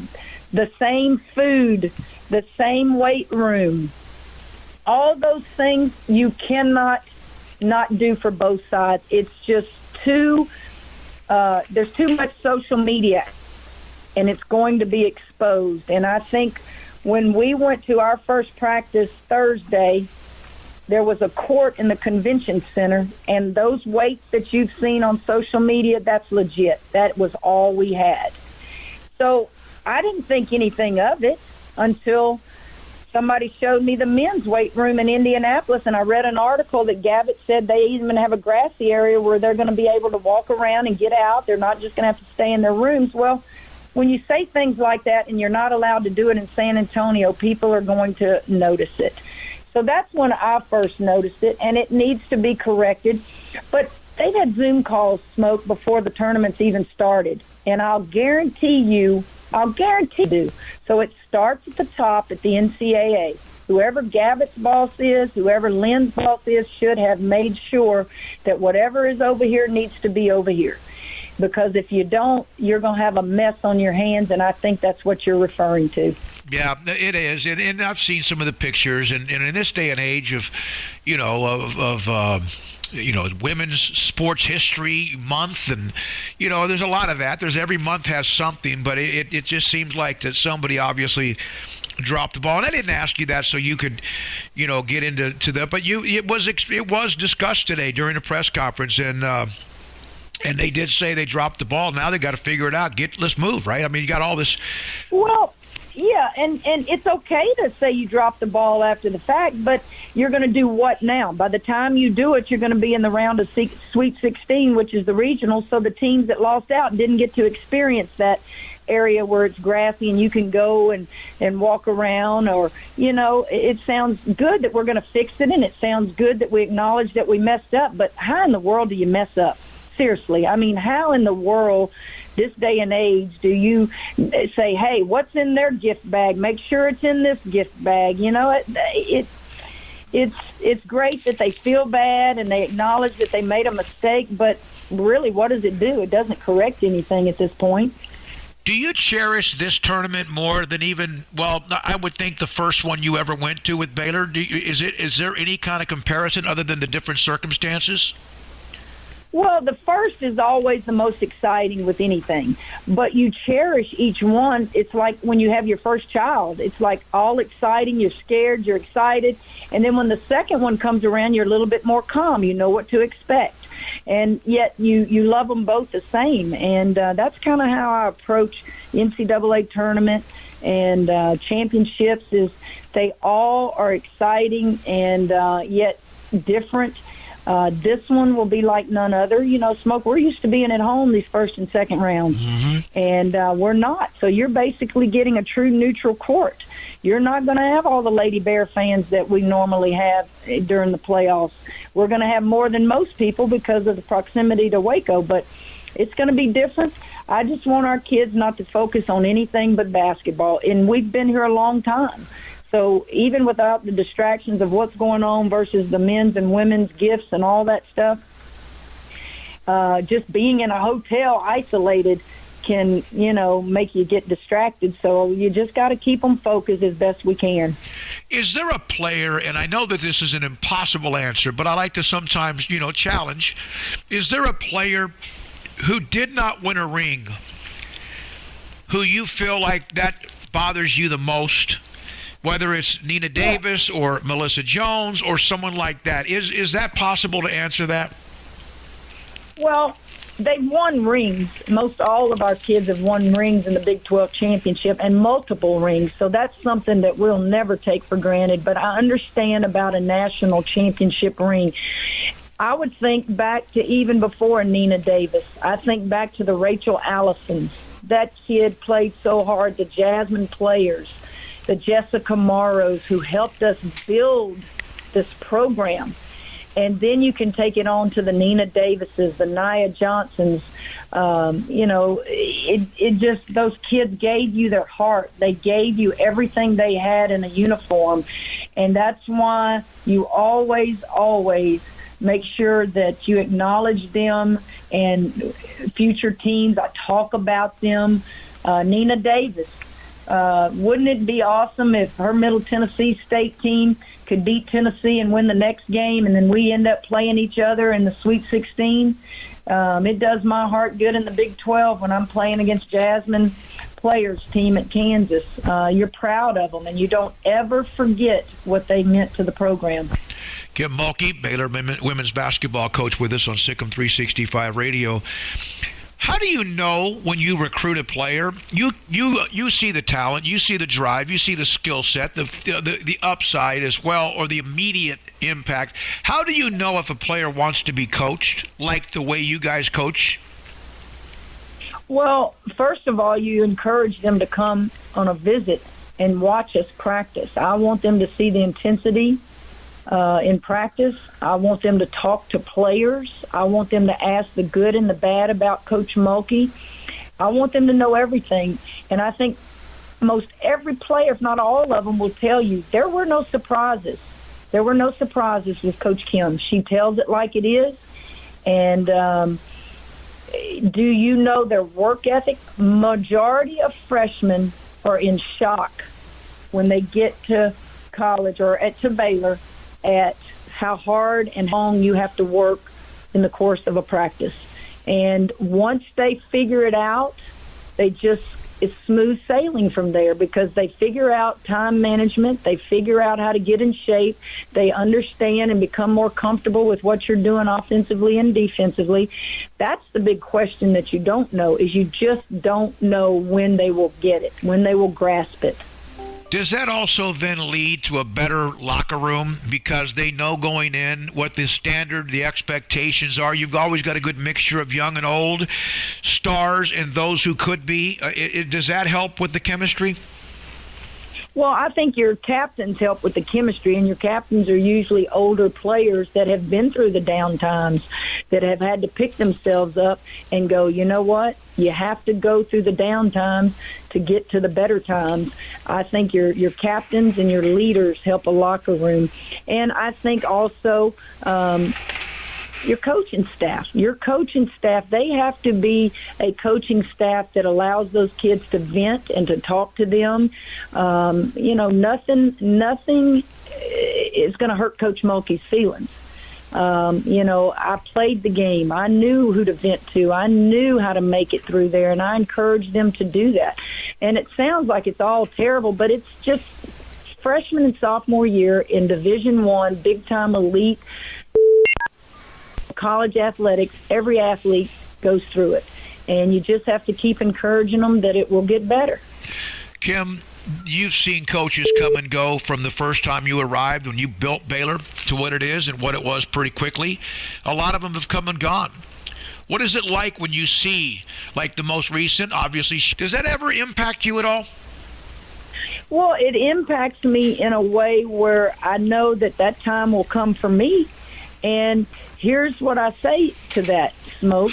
When I got in the league, the Big 12, 21 years ago, Jody Conrad, Marcia Sharp, Sherry Cole, they were filling their arenas. They'd won national championships. Sherry had been to the Final Four. They were the standard by which I looked and said, I want to be that someday. So they were like, role models of what programs were doing. The thing I will say about those three, since I'm in the Big 12, I can certainly name others who I respect. They knew when to get out. They knew when to, hey, I've done my time. It's time for me to retire and move on. We've got coaches that don't know when to get out. And that I struggle with, and that I don't want to be. I want to get out so that the next person that takes over the Baylor program can continue it on. And, I'm not to judge who stays in it too long and who doesn't, but so much respect for Sherry, Muffet, Jody, Marcia. They did their time. And very successful, and they realize there's more to life and another phase of my life. And I just watched some coaches, both on the men's side and the women's side. It's like, when are you getting out? It's like they got to be pushed out. I don't want to be that coach. One more thing. If you were an athletic director and you had to hire a coach, what qualities in that coach must to win? You want somebody who can recruit all cultures and go into all homes. And this would pertain no matter where I was the athletic director. You better find and vet them, and you better make sure that their morals and values are above the best. Because I'm a stickler for discipline. As you well know, people through the years at Baylor didn't understand me suspending kids for things that other coaches don't suspend them for. I'm a firm believer that sets the tone in the locker room, and it also it judges you as a coach. And that's hard to do this day and time, Smoak, because coaches who never won championships tend to look the other way on small things. I think the small things become bigger things, because what we allow as a coach is who we become. Kim, you ready for this thing finally? We're on the edge, right? We're right on the verge. The men's tournament began with the play-in games, and here you go. Are you ready? Is it time to get going? Well, it is, and I'm so much pulling for our men's team. We will be at practice while their first game starts, and you can bet I'm going to be getting an update, because for the first time, I believe Baylor men's basketball has what it takes to get there. And I'm so happy for them. I'm happy for my team because we're a different team. We lost a lot of points last year, a lot of production from 4 seniors. And we've been through a lot, not just of late. We just been through a lot as a country and as a team and as a school, and we've stayed the course. And we're going to play hard, Smoak, and there are no guarantees in this business, but I can tell you, whoever should beat us, if we get beat, you need to acknowledge that they just played one heck of a game, because we're going to fight to the bitter end. Thank you, Kim. Appreciate it. Good luck opening with Jackson State, moving on in San Antonio. Kim Mulkey, Hall of Fame basketball coach, SicEm365 Radio. Well, what have you been doing? If you've been watching the Baylor game, they're still up big, 24-point lead with over 7 minutes left. But, wow, in that same region, Paul Mills has been on our show twice. Asmus, those two guys are just elite. players could carry a team on their shoulders. Yeah, he was just with us, 2 days ago? 2 days ago, Paul yeah. Mills, and talking about going to the tournament for the first time, and, they won their conference and having this opportunity. And, yeah, they go out there, and that's how you make a mark. I mean, Oral Roberts is going to get more publicity and press coverage in the next, 12 hours than they probably had in the last 10 years as an athletic program. I mean, really. I mean, when you think about it. So, massive, massive win for that program. Busted a lot of brackets. Saw a guy I used to have on my old radio show who had Ohio State in the championship game, Bill Jones from CBS 11. So I'm sure he's not alone in that. But, man, just absolutely program building, defining win for Oral Roberts and for Paul Mills. And I think this is going to be a very busy offseason for Scott Drew, coaches both currently and former. I think you see the tree that's been building, and then you go out and you have a former assistant like Paul Mills do what he's doing with Oral Roberts just alone, but then go win a game like this. So, yeah, that Scott Drew coaching tree is having a lot of fun right now. Yeah, it is. And, of course, hey, don't forget now, Grant McCaslin in North Texas, they're playing they're playing tonight. Yeah, against 4th seed Purdue. And Baylor up 69-43. And now will be into the second round. They play North Carolina, Wisconsin. They play just after we are off the air at 6 o'clock today. Now, last NCAA win was 1974 for Oral Roberts. Just saw that. And that's golly. And, Abel Emmons was there, gave him some nice publicity and a few others, but it's been a while. There's another pretty famous coach that was at Oral Roberts at one point. Well, they're a basketball school. Paul Mills took that job, and there was a point when we had him on the first time. It was before they went to the end of the year at the tournament. No, it was before the end of the year. They were kind of they needed a win, and they got a couple of wins. They lost 1 or 2, won 4 out of 5, and then got to the tournament and beat North Dakota State in the championship game. And they had a huge lead and blew a 23-point lead in that game. Yeah. Hey, Armstrong, show Cole the trick here on these TVs so you don't change all the channels at once. We can do that. I think we do have a break coming up, right? Yeah, let's do it. Let's do it. Go ahead and break it now. We'll come back, and there's a chance again, what we'll do, not sure if we'll have time for the Tim Maloney interview or not because of where Baylor is at the time left in that game with 5:23 to go, up 69-45. Let's break, come back, update you on Baylor. Hey, your thoughts. Oral Roberts beats Ohio State. What does that mean to you? 254-339-1122. Did any of you have that happening with your bracket? And your thoughts now that Baylor has now started to not just separate, but now as they continue to maybe gain more and more of that offensive confidence. 71-45. This is SicEm365 Radio. Ideal MRI.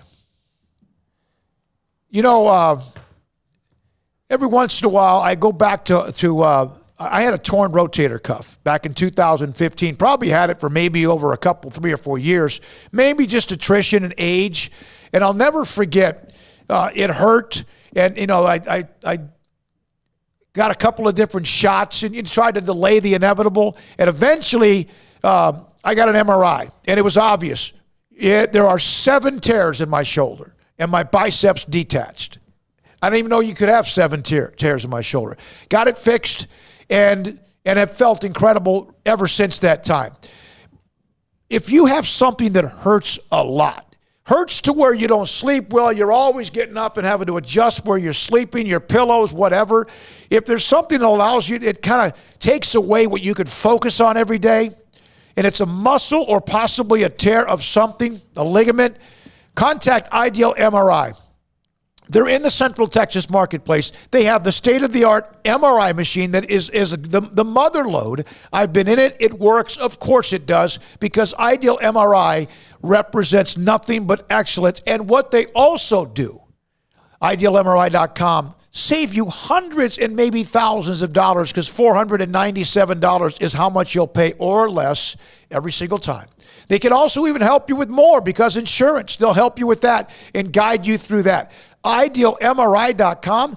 The average MRI is $1,100 and theirs is $497 every single time or less. Why would you go anywhere else but IdealMRI.com? How did Edward Jones become one of the biggest financial service companies in the world? by not acting that way. Financial strategies, one-on-one advice, it's a big difference, and that's why Brad Wilson, your Edward Jones financial advisor, makes sense of investing. Experience the difference for yourself. Brad Wilson, 250 Sharon Drive in Woodway, 254-776-4337. Edward Jones, member SIPC. Waco Regional Tennis and Fitness was built to help give you a chance to enjoy elite tennis facilities and also remain fit or reshape your body. Now Waco Regional Tennis and Fitness has gone through its own physical changes. There are 7 large flat screens stretched across the main and improved weight room with Wi-Fi available and their own app to enjoy news, business, weather, or sports channels. The beautiful sound of active treadmills and elliptical machines, group exercise classes throughout each day, a new ballet bar for bar classes, a new look lounge and bar with beer and wine with more large flat screens available. Touchless water fountains outside each spacious men's and women's locker rooms, showers, sauna, and whirlpool. Upgraded PA system throughout the world-class tennis courts and lessons for adults and juniors. I promise you'll look and feel better. You just need to walk through the front door. Also, Waco Regional Tennis and Fitness with personal trainers Christy London and Randall Corley. 40-plus group exercise classes, including twice-a-week boot camp. So start today, not tomorrow, at Waco Regional Tennis and Fitness on Lakeshore Drive in Waco. March marks 22 years for Richard Carr Motors. Celebrate with big savings going on now during the anniversary sale event. I hate my job, but I don't mind getting up in the morning. I dread each day, but I can't wait to get out of bed. You ask me why, and what I'll say to you is true. Well, you can get breakfast tacos at Rudy's Barbecue. Scrambled eggs and brisket, they ain't fooling around. Sausage wrap, son, they're the best in town.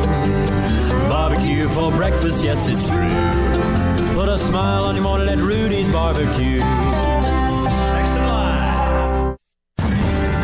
We've sent the nomination forms to area high school counselors for the 11th annual Academic All-Stars team, and we will find 20 elite student athletes who excel in both academic and athletic competition from Central Texas high schools. Hello, everyone. This is David Smoak. Our title sponsor is Texas Farm Bureau Insurance, protecting Texans since 1952. The 2021 Academic All-Stars program is also brought to you by Westdale Asset Management, Englander Design Pack, Southwest Sports Medicine, Allen Samuels, Dodge Chrysler Jeep Ram Fiat, Coca-Cola of Waco, Ray Broker Air Conditioning and Heating, Texas Sports Hall of Fame, HEB, the McLean Group, Universal Windows Direct, Rudy's Country Store and Barbecue, and the Waco Foundation are 501c3. Nomination deadlines March 31st. We'll eventually announce the team on Monday, May 3rd. Honor them at our annual banquet on Wednesday, May the 19th. It's the 11th annual Academic All-Stars team highlighting the elite student athletes in Central Texas right here on SicEm365 Radio. Welcome back to SicEm365 Radio. The SicEm365 Radio app is sponsored by Allen Samuels Dodge Chrysler Jeep Ram Fiat in Waco. Your friend in the car business at Loop 340 and east of 84. Come by. Let's be friends. The good news for Baylor is they emptied the bench 73-47 with under 3 minutes left. They got everybody right now in the game. Pretty much, I'm telling you, everybody. And they keep kind of going at it, and they're shooting the ball better. Yeah, they turned. Flagler hit another 3. That's important even as the clock runs down. Tim Maloney just repeated what, Craig, you said. When was the last time Oral Roberts won an NCAA game? 1974. They were a 15 seed playing a number 2 seed. Obviously, that's there. And Tim Maloney, who was on with us yesterday, think about all the connections. And Paul Mills, Sam Patterson, and Russell Springman. He said, hearts and minds of players by coaches, always teammates, and forever family. That was a game I looked at. You know, I eventually pretty much went chalk with my bracket, which I know is a disaster, but I was just, like I said, I was trying to get it in, but that was a game I actually paused on for a second because we had talked to Coach Mills, and I was like, you know what? Like, that would be a really interesting one, but I was like, 15's not beating a 2, but just knowing, like, I think with those smaller programs, if you know a little bit about them, you feel better, you know, maybe making that kind of a move. So just knowing Coach Mills, I knew they were going to be ready to play, but was not expecting that, so just absolutely huge win for that school. Yeah. Sam Patterson actually used to be my across-the-street neighbor when I was roommates with Derek Smith. Cool. There you go. And surrounded by champions. Yeah. Yes, absolutely. From the text line, Scotty B, Ohio State busted my bracket. I'm disgusted, but I'm proud of the former Baylor assistant, his head coach and assistant coach over there as well.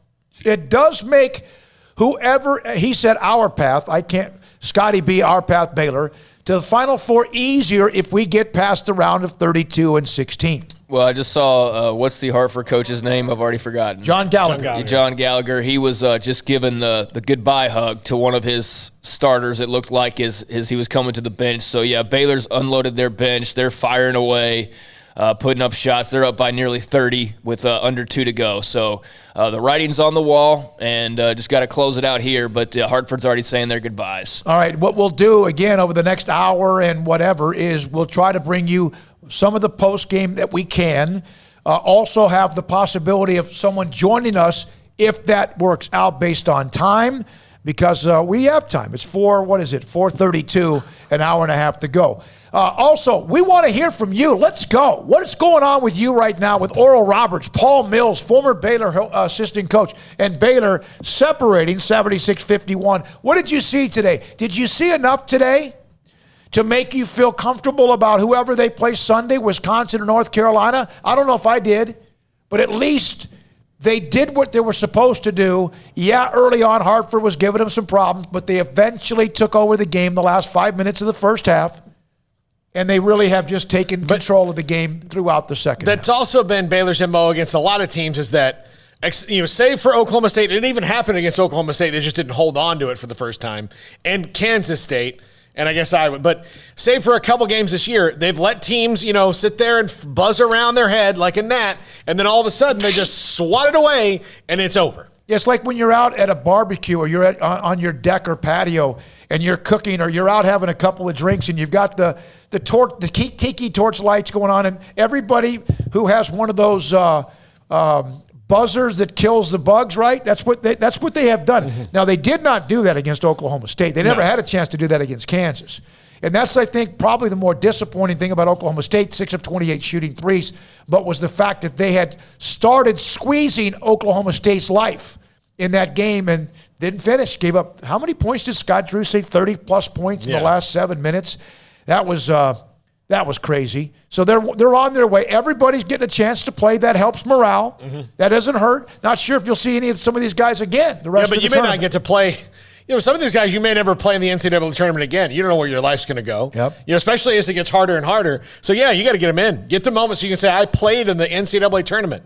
Nobody in this room can say that. 43-35 rebound edge for Baylor. Yeah, 15 steals to 5. That helped quite a bit to get that separation as well. I know that everybody feels good about the program and its state and where it is, but, there is no sure thing when you're going to be losing Maceo Teague, Jared Butler. You're going to be losing a lot of guys that are big, impactful guys for you. So, yeah, you never take it for granted. And did the bench player just get a bucket? Was that what I just saw there? Mark Patterson just had a reverse layup. You know what? He's a late candidate for Big 12 Player of the Year, I feel like. So. He is capable of carrying them on his shoulders in games like this. When you're up 20 and there's like a minute to go, he will carry you on your shoulders. Yeah, he just had a nice little move to the baseline. Oh, my God. Look at the underneath layup. One of the mullet twins got rid of his mullet.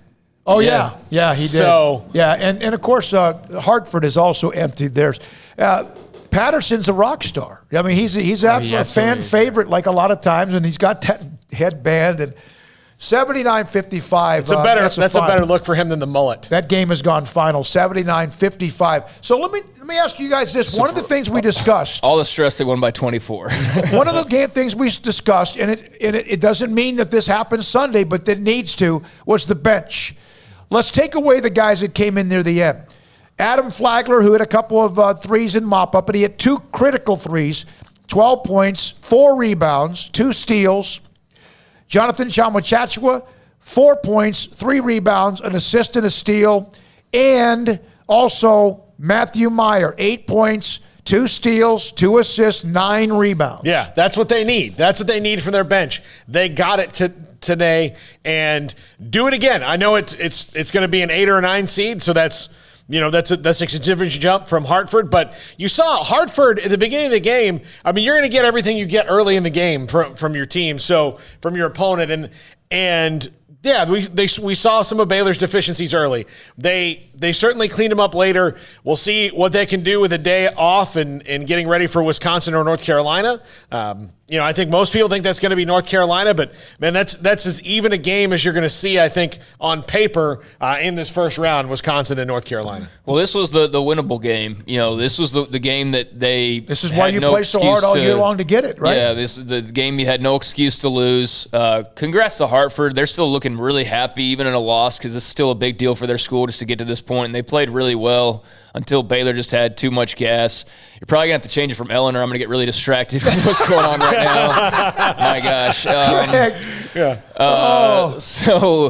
What a nice win. But Hartford, I really like that head coach. He was making it a point to dap up Mark Vidal after the game. And Mark Vidal, that's something that I'm interested to hear about in the postgame, fouling out with basically the entire second half left. 4 rebounds, 5 personal fouls on a blocked shot, no points, didn't even take a shot. And there was some talk about them not being really legit fouls, but I mean, it is what it is. He still got, even if a couple of them weren't legit, he got called for 5 of them, so being unlucky is one thing. 5 times, I don't know about that. You cannot lose your composure. Yeah. You can't. It shows a sign of stress, even if it could be frustration. Also, one other thing, we can be nitpicky here, but we know how important Jared Butler is. 5 of 16 from the field, 1 of 8 shooting threes. Baylor was 11 of 33 from shooting threes, 6 of 28, and now 11 of 33. That's not who they are. They're a 40% three-point shooting team.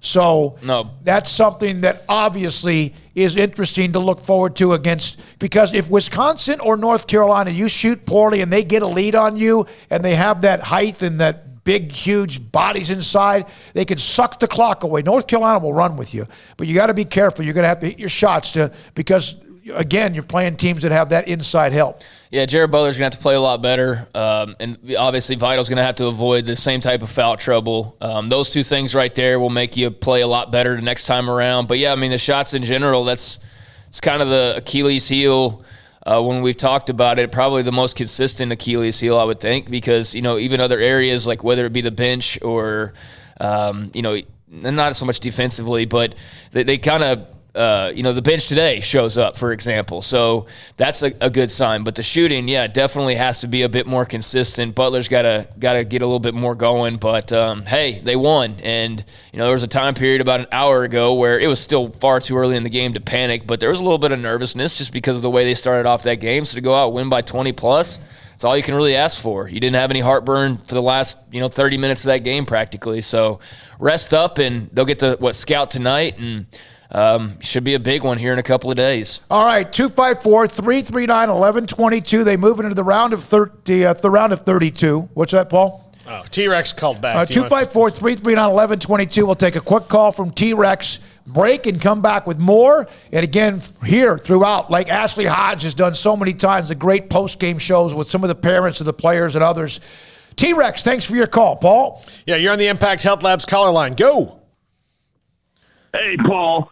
It's nice to hear from you, too, Sic'em Bears, we won. The prophecy continues to be fulfilled. And how about Ohio State? Take that Big Ten. Final Four tickets will be a little cheaper without you there. Sic'em Bears, let's go. Thank you for the call. Appreciate it, T-Rex. That is something I've seen a few people commenting on. Is all we heard one of the things that we heard going into the tournament was the Big Ten's the best, the Big Ten's the best, the Big Ten's the best, and that's true. Yeah, not off to a great start, the Big Ten. Other games, by the way, that are going on at halftime. Oregon State, who won the Pac-12, 33-19 over Tennessee. That's a 12 against a 5. And Tennessee's offense, Rick Barnes, at times they get a little stagnant. They get a little bit into a glut. I heard numerous analysts say they have 4 to 5 minute droughts every game, even if they've won by 20. They just kind of offensively disappear. And Georgia Tech with 11-15 left now, and Loyola Chicago, and ought to be a good one all the way, an 8-9 seed. They're tied at 43. 254-339-1122, the number to call. Text line, phone calls. Here we go. Your response, your negative or what you like other than winning. next on SicEm365 Radio. If you need mass COVID testing, remember this website, impacthealthlabs.com. That's impacthealthlabs.com. If your school, office, whatever, you've got what you think might be a COVID outbreak, you want to know what's going on, just go to impacthealthlabs.com. They'll come do the testing at your site. They bill the insurance, so the cost to you is low, and you'll have them back by the next day, within 24 hours or so. It's founded by 3 ex-military, or some are military still, 3 military-trained medical professionals that believe in accuracy, speed, and efficiency. That's what they do at Impact Health Labs. So go to impacthealthlabs.com, impacthealthlabs.com. Ram Truck Month means special pricing on new Ram trucks at Allen Samuels. The 3P Motor Trend Truck of the Year, Ram 1500 Lone Star Crew Cab, has special values up to $7,250 or 0% for 72 months, plus $3,000 in combo cash. Visit the customer award-winning Allen Samuels, located at 201 West Loop 340 in Waco, for the 3-time Motor Trend Truck of the Year, Ram 1500 Lone Star Crew Cab. Ram Truck Month is going on now at Allen Samuels, your friend in the car business. See dealer for details. All offers have credit requirements. Boozers is the wedding ring store and more. If you're ready to get engaged or already married and want to upgrade your wife's ring for a special anniversary, Boozers is the place to go. With the largest selection of premier quality diamond engagement rings and wedding rings in Central Texas. They have 7 cases with over 300 styles of rings from top designers like Natalie Kay. Choose from yellow, white, or rose gold, plus beautiful top quality loose diamonds. With an in-house jewelry, they can also custom make anything you want. Bring in a picture or drawing and let Boozers create your one-of-a-kind pendant or ring. They can even use some of your old gold and diamond jewelry to create something new. At Boozers, you'll find a great selection of quality timepieces, and Boozers is the place for expert watch maintenance and repairs, too. They specialize in expert Rolex watch repair for fine jewelry, watches, custom work, and more. Go to Boozers on Valley Mills and Lake Air Drive in Waco. Boozers, the wedding ring store and more. Born in Waco, Brotherwell Brewing exists to serve the Central Texas community with locally crafted beer of the highest quality. They want to bring Central Texas closer to the brewing experience so everyone can enjoy well-made beer as much as they do. For 2.5 years, they've been bringing high-quality beer to Central Texas at their location on Bridge Street in East Waco. Brotherwell Brewing believes in community and bringing people together to enjoy products made in their community. So for your game day, whether it's a tailgate or at home, stop by Brotherwell Brewing for high-quality craft beer made right here in Central Texas, 400 East Bridge Street, and check them out online at brotherwell.com.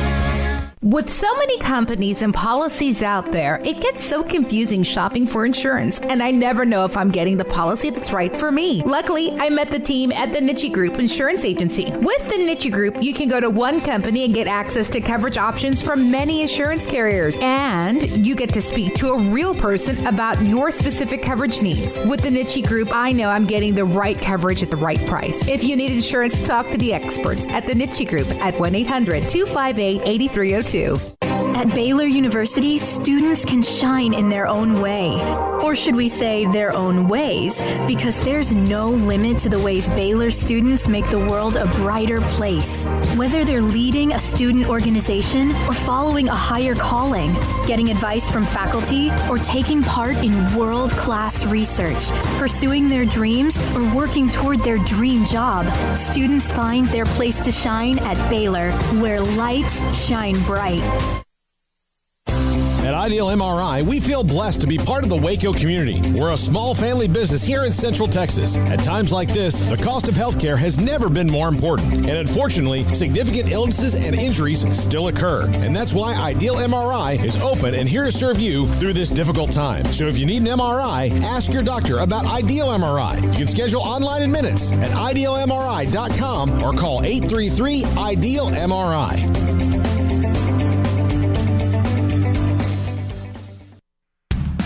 Welcome back to SicEm365 Radio. March marks 22 years for Richard Carr Motors. Celebrate with big savings going on now during the anniversary sale event. All right, here we go. This 4 o'clock hour. Baylor has moved on to the round of 32 to face either Wisconsin or North Carolina, 79-55.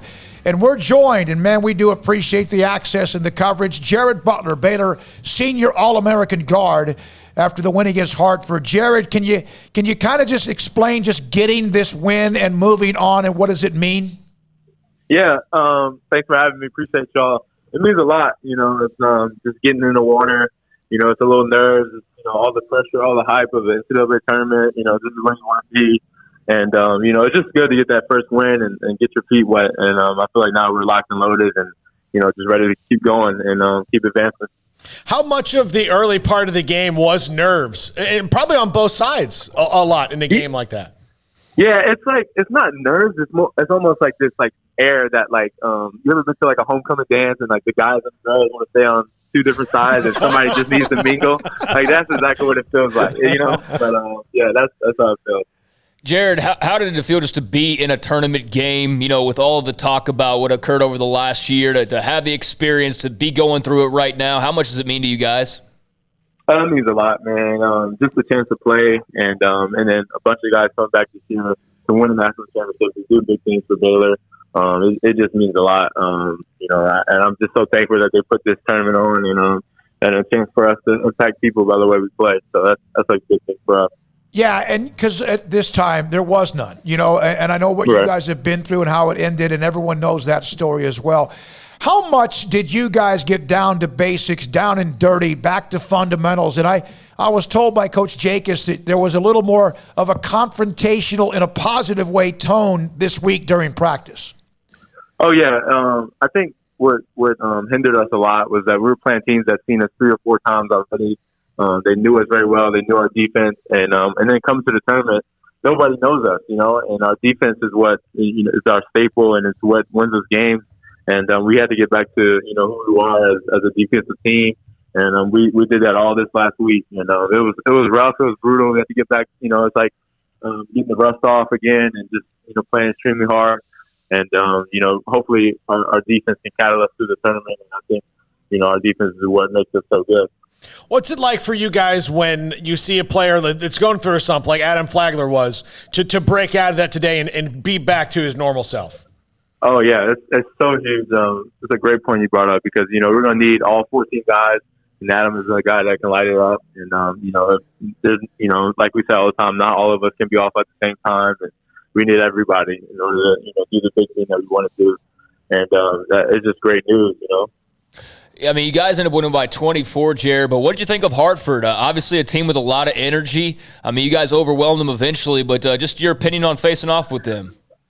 Yeah, I love the coach, high energy guy. I think the coach is what drives them, and they got some nice, good players, some scrappy players that played hard. Shout out to them. They played well for making it to the tournament, and it's just hats off to them. Jared, I know you got to move on, and you get back to watch North Carolina, Wisconsin. What about you? Do you feel like you're getting close? I know the shooting right now, 5 of 16, 1 of 8 from the threes. Do you feel like you're really, really close to unloading? Yeah, no, I think just getting my feet wet today and, getting up. We haven't played in like a week. So just shooting more game shots and me, I'm always going to feel confident and going to shoot it regardless. So, I don't think you have to worry about that. The final thing, your bench. Craig brought up Flagler. The bench, you need your bench. Jonathan was more active. Mayer was more active. Did you notice that? How much of a lift did that give you? Yeah, totally. It's a grind with all these games and playing back to back. And our team is so good because we have so much depth, and we got guys that can light it up and guys that can be starters on other Division I teams easily. And, that's why we're going to be so good at the tournament. And it's going to be vital for them to play well and play huge minutes. Get some rest. Thank you for your time. I got you. Congratulations, Jared. Appreciate it. I got you. Yeah, don't have to tell him. No kidding. You don't have to tell him. Yeah, look, we're sitting behind a set in a studio, and I'm telling you to get some rest. Hey, seriously, we appreciate we've had you on a bunch. You've been fantastic. Continued luck. Thanks for your time. Yeah, appreciate y'all. See y'all. Jared Butler, All-American guard. 5 of 16, 12 points. Maceo Teague was big. Davion Mitchell, double digits as well. That is a young man that if, in fact, he is just closer, because they need him, no question about it, more than they got today, but he was able to get a lot of steals as well. Say it again, DK, best in the business. David K. Thank you, man. For sure. Thanks big time to David K. for hooking that up. To have All-American Naismith type of player, 15 minutes after they win their first round game is pretty amazing. But, yeah, Jared's got a lot that he hasn't shown, or that we've seen previously, but that he hasn't shown as of late. And, I mean, if he can have one of those games where he goes off, then – starting about right now would be a good time to do that, because as we know, it's about to get real serious real quick here in about 2 days with whoever they match up with. But for today, I know there's going to be a lot of hand-wringing over certain things, or people already wanting to, start, oh my gosh, let's start looking at Wisconsin and North Carolina, and we're going to have all these previews and everything. But I'm going to sit back and just, for one, partly just appreciate them winning the day, because, we haven't seen them win a tournament game in how long? Well, since they beat Syracuse in Salt Lake City. And how long ago was that? It's 2 years ago. 2 years ago. So this is the first tournament win in 2 years. And that's the case for a lot of teams winning today, because there was no tournament last year. But still, that's 2 years ago. But, and they're hard. Even, it's hard to get look what there. happened to Ohio State. Look what's happening right now to Tennessee. Someone else will go down as well. You're an Ohio State fan. You got all jacked up, pumped up. You got your team probably in the Final Four in your bracket or whatever the case may be. You're all excited to see your 2-seeded Buckeyes. They're going to be playing through at least the first weekend, right? They're a 2-seed. They lost their first game. They lost their first game to a 15. So, yeah, it's already gone bad for that fan base. And so for those that win in the tournament, I don't care how you win, when you win, whatever, as long as you just keep winning, that's all that matters. Just survive and move on. Survive and advance, as they say as well. Again, Oregon State's up 17 on Tennessee with 15 minutes left, I believe that is. And then how about Loyola Chicago? Knew this would be a really go back-and-forth game. Like 7 minutes left, up 6 against the ACC's Georgia Tech. So this is completely off topic, but I saw Sheehan, who used to go to Baylor, he retweeted an NBA tweet that I just find very funny. So, Brad Stevens? Yeah. So the Indiana job's open, and as we know, Scott Drew's, some people have tried to link him to that because of his background. There's tons of other names that are being thrown around, mostly big names, and one of those big names is Brad Stevens. Obviously, NBA guy, was very successful in college prior to that. And he had said a couple days ago that he was not interested in the job, in the Indiana job. Well, I guess he was asked about it today again, and he said, I'm not a kid anymore. I'm a 44-year-old masshole.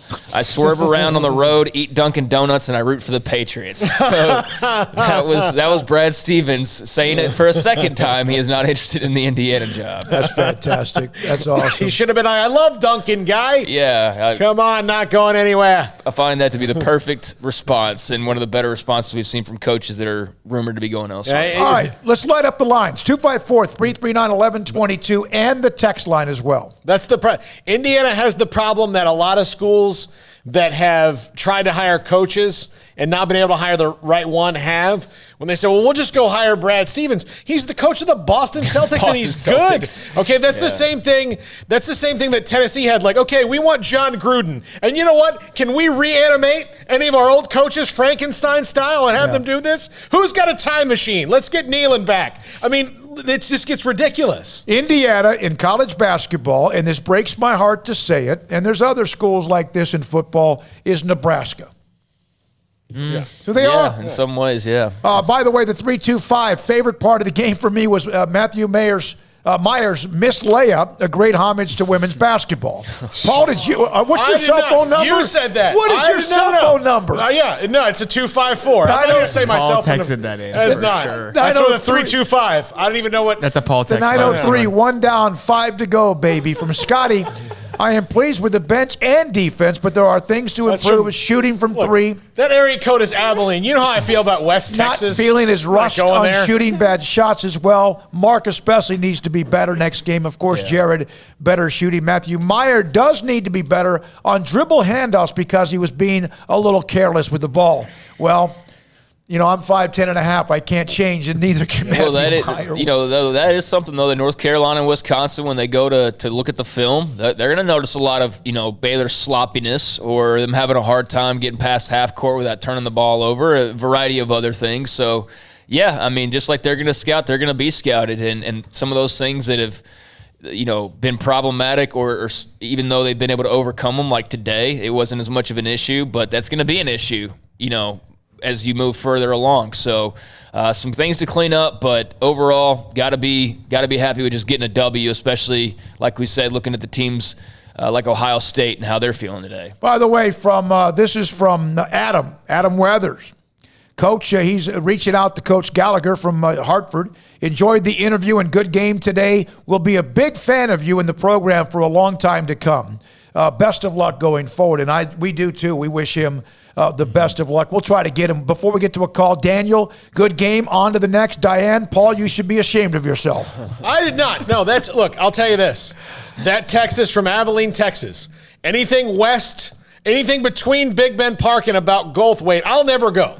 I don't want to go. West Texas is a wasteland. You know what? There are burner phones, and I think we just found out you have one. Let's go. 254-339-1122. Diane, I agree with you. Steven in West Virginia has my back. What's up, Steven? You're on the Impact Health Labs caller line on SicEm365 Radio. I always have your back, Paul. I am the president of your army, to be in fact. Yeah. But first of all, I caught y'all talking about the Indiana thing, and I just want to make this comment real quick. No matter how much money Indiana thinks they're going to throw at him, if we do something sensational like make the Final Four or win the national championship, and I would say even if we don't, Baylor will match whatever money they are going to pay him. Because I can't see Illinois coming out and making some kind of Nick Saban type offer that's way better than everybody else's. And even then, I would feel like there's so much, like Scott Drew would have to go to Indiana and then start rebuilding. Like, why would he start rebuilding unless they're going to give him a ton more money? And they're not going to do that. Partly because I have this belief that stems from, all my research on the SMU situation to just know how sports crazy Texas is and how much I've learned that through following SicEm365 regularly. People here, alumni here, we like winning. And if Baylor alumni have never had a basketball team like this to follow behind. And I can guarantee you that this athletic department is going to do everything they can to keep it. So I hope that point is well taken. I don't think anybody should be nervous. That game was really exciting. I don't usually go out to restaurants and watch the game. I watched the second half of the game because I had to make sure that nothing like Georgia State or Yale was going to happen. And so once I felt pretty confident that wasn't going to happen, I felt like I could go out in public and watch the game without fear. And that's something that, as a person who's followed the university for a long time and, is not used to us being nationally relevant, I felt like this was a right to celebrate a little bit here once we got ahead, because this is something that we've never experienced before. And so I was glad that Mark Patterson got a bucket, and I was glad that, the team played so well. I know they didn't shoot particularly well from three, but I think the defense was so much better. It was back on the level that we're used to seeing. And if they defend like that, that Hartford looked like a high school team. They looked like they could not score for anything. And then the last thing I want to say is, and I have Armstrong as my witness on this, I called into up-tempo and made 3 points this week that UCLA would win the play-in game. That box has been checked. That Ohio State was the weakest number 2 seed. That box has also been checked.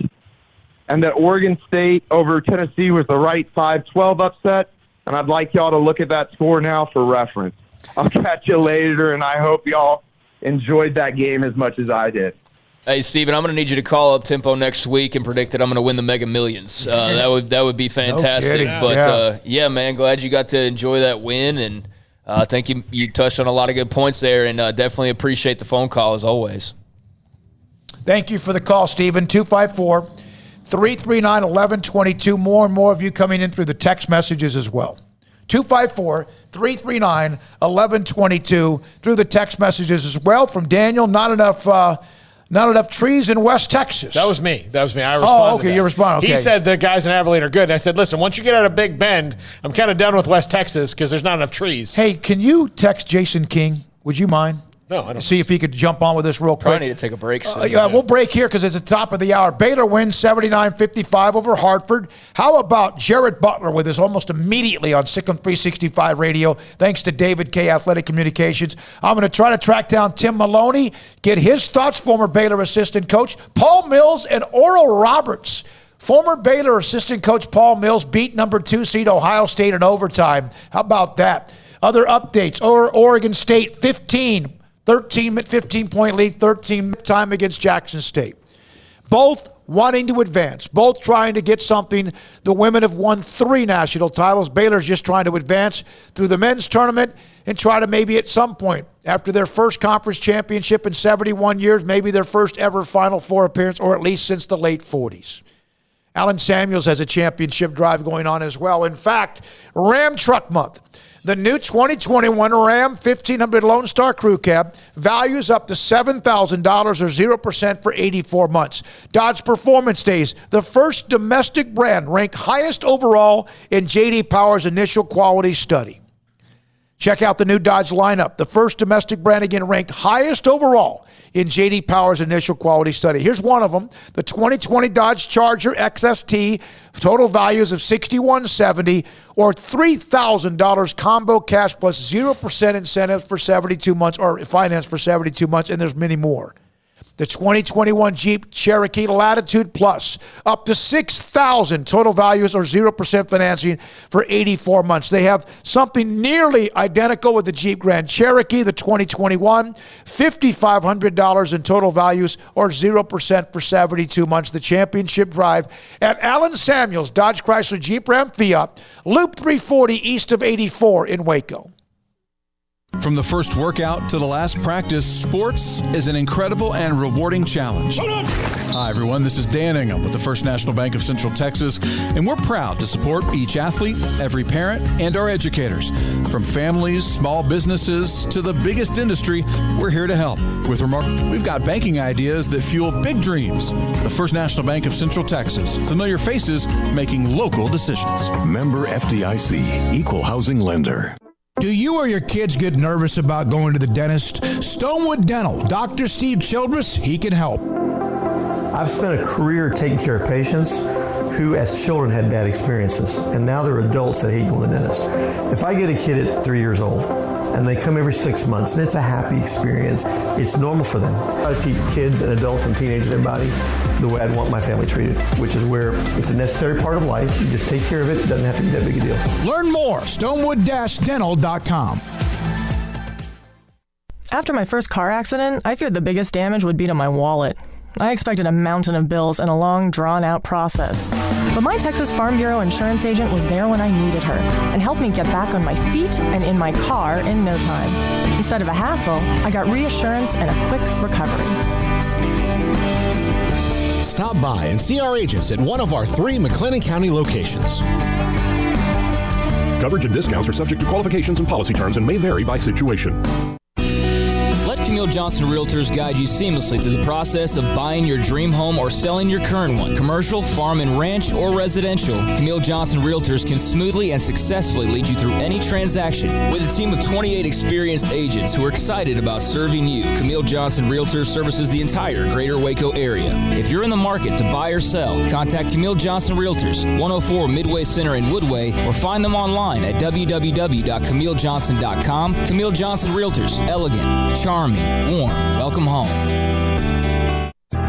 Riverbend Liquor and Wine has their easy-to-access drive-thru open and convenient and clean in-store location on the corner of Lakeshore Drive and North 19th Street in Waco. Riverbend Liquor has the best and most extensive variety of craft beer selections in Waco, and Balcones whiskey, including single malt, pot still, baby blue, rye, brimstone, and the all-new lineage in stock. Riverbend Liquor and Wine, family-owned and operated, and a hidden gem in Waco on Lakeshore Drive and 19th Street. And find out more on Facebook and Instagram. it's time to fire up the grill, heat up the oven, or get that deep fryer going to enjoy the top quality products at Waco Custom Marketplace. Order 30-pound sacks of live crawfish by 6 on Wednesday. Pick up on Friday afternoon after 2 or Saturday. Enjoy the weekend. 30 for live crawfish by Wednesday at 6. Pick up on Friday after 2 or all day Saturday and enjoy the weekend. Waco Custom Marketplace, your home for fresh baked kolache, cinnamon rolls every day. Butcher shop to cut your steaks the way you want. Fresh seafood, summer sausage. Nice. The 5 o'clock hour is sponsored by Edward Jones Investments with financial advisor Tom Albers, staying in touch with you and your money through these difficult and changing times. Edward Jones, making sense of investing. Now here's David Smoak, Paul Catalina, and Craig Smoak. All right, here we go, this 5 o'clock hour. Baylor has handled their business with Hartford. First 10 to 12 minutes, a little bit interesting, but eventually they took care of their business. Some team stats in this game. Hartford shot 35% from the field, Baylor 41%. Baylor again, the three-point shooting, 33 attempts. They hit 11 of 33. That's 33%, which is not bad, but they're a 40+% three-point shooting team. 43-35 edge in rebounds. You better, even without the lack of size, when you're playing Hartford, you better dominate. That's not dominating. Mike Vital having foul issues wasn't helpful. They did have a double, 14-7 in offensive rebounds. How about this, though? Baylor had 15 steals to Hartford's 5, and I think Hartford's 5 were the first 8-10 minutes of the game. Turnovers, Baylor forced 24 and finished with just 10, and I think early in the sometime – wasn't there a point in the first half where they had like 8 or 9 or 10? 7. Yeah. And 7 really early. And so, they once the second half started, they didn't really turn the ball over. And they started getting steals, and then they were getting fouls because of the steals because, they're so much more athletic. I mean, if you're Hartford, that's probably the best thing to do is reach out and slap somebody's arm. Yeah, I mean, that's the thing, though, is that the athleticism is about to go up in a major, major way. This team that they played today is nowhere near on the level of whoever they're going to play the rest of the tournament. I mean, name any team they could possibly face, and Hartford's not, probably in their class, I mean, with all due respect. So, yeah, they had the athleticism advantage today, but, that's not going to necessarily be in their favor if they suit up against North Carolina. I mean, they'll match up pretty well, athleticism-wise with a lot of teams, but they're going to have some teams that are on their level. So able to take advantage of it today, but the shooting and some of the sloppiness, that's the kind of stuff that's going to have to get cleaned up for them to keep advancing. Yep, I agree. No question about it. 254-339-1122. Part of the Baylor men's basketball win. Women play Sunday at 3 against Jackson State. I asked this question on Twitter, and we got to it, and then we took a break. But spring drills begin on Monday for Baylor football. Quarterback depth chart. I know I would think that's got to be one, right, guys? Mm-hmm. And the offensive line, I don't know about whether we're going to see like any kind of special like scheme or what. I'm talking about I want to see them be able to beat people down a little bit.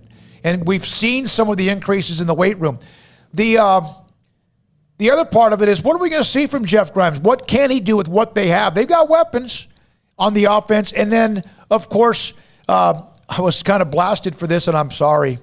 Paula said, you forgot to ask about special teams because that was something that needs to be, without question, tightened up as well. Yeah.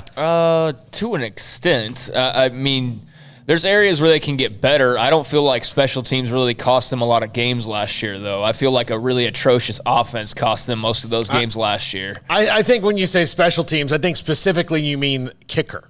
Yeah. I don't want to have to because coverage wasn't bad. Yeah. Those things were fine.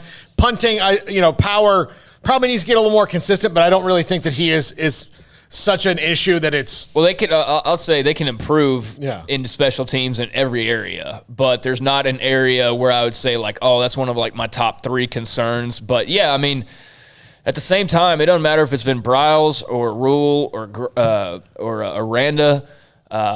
Or should I be saying it Aranda? I don't know. I almost feel like I should probably ask him that and what he would prefer. But special teams has been hit or miss with any of those guys that we mentioned. Whether it be punting or, field goals have never been consistent since I've been here in 7-8 years at this point. They've never been consistently consistent except for Mayers like 2 years ago. Yeah, 2 years ago when they had that great run, he was making the clutch against whatever, Iowa State, Texas Tech, whoever. Yeah, you're right.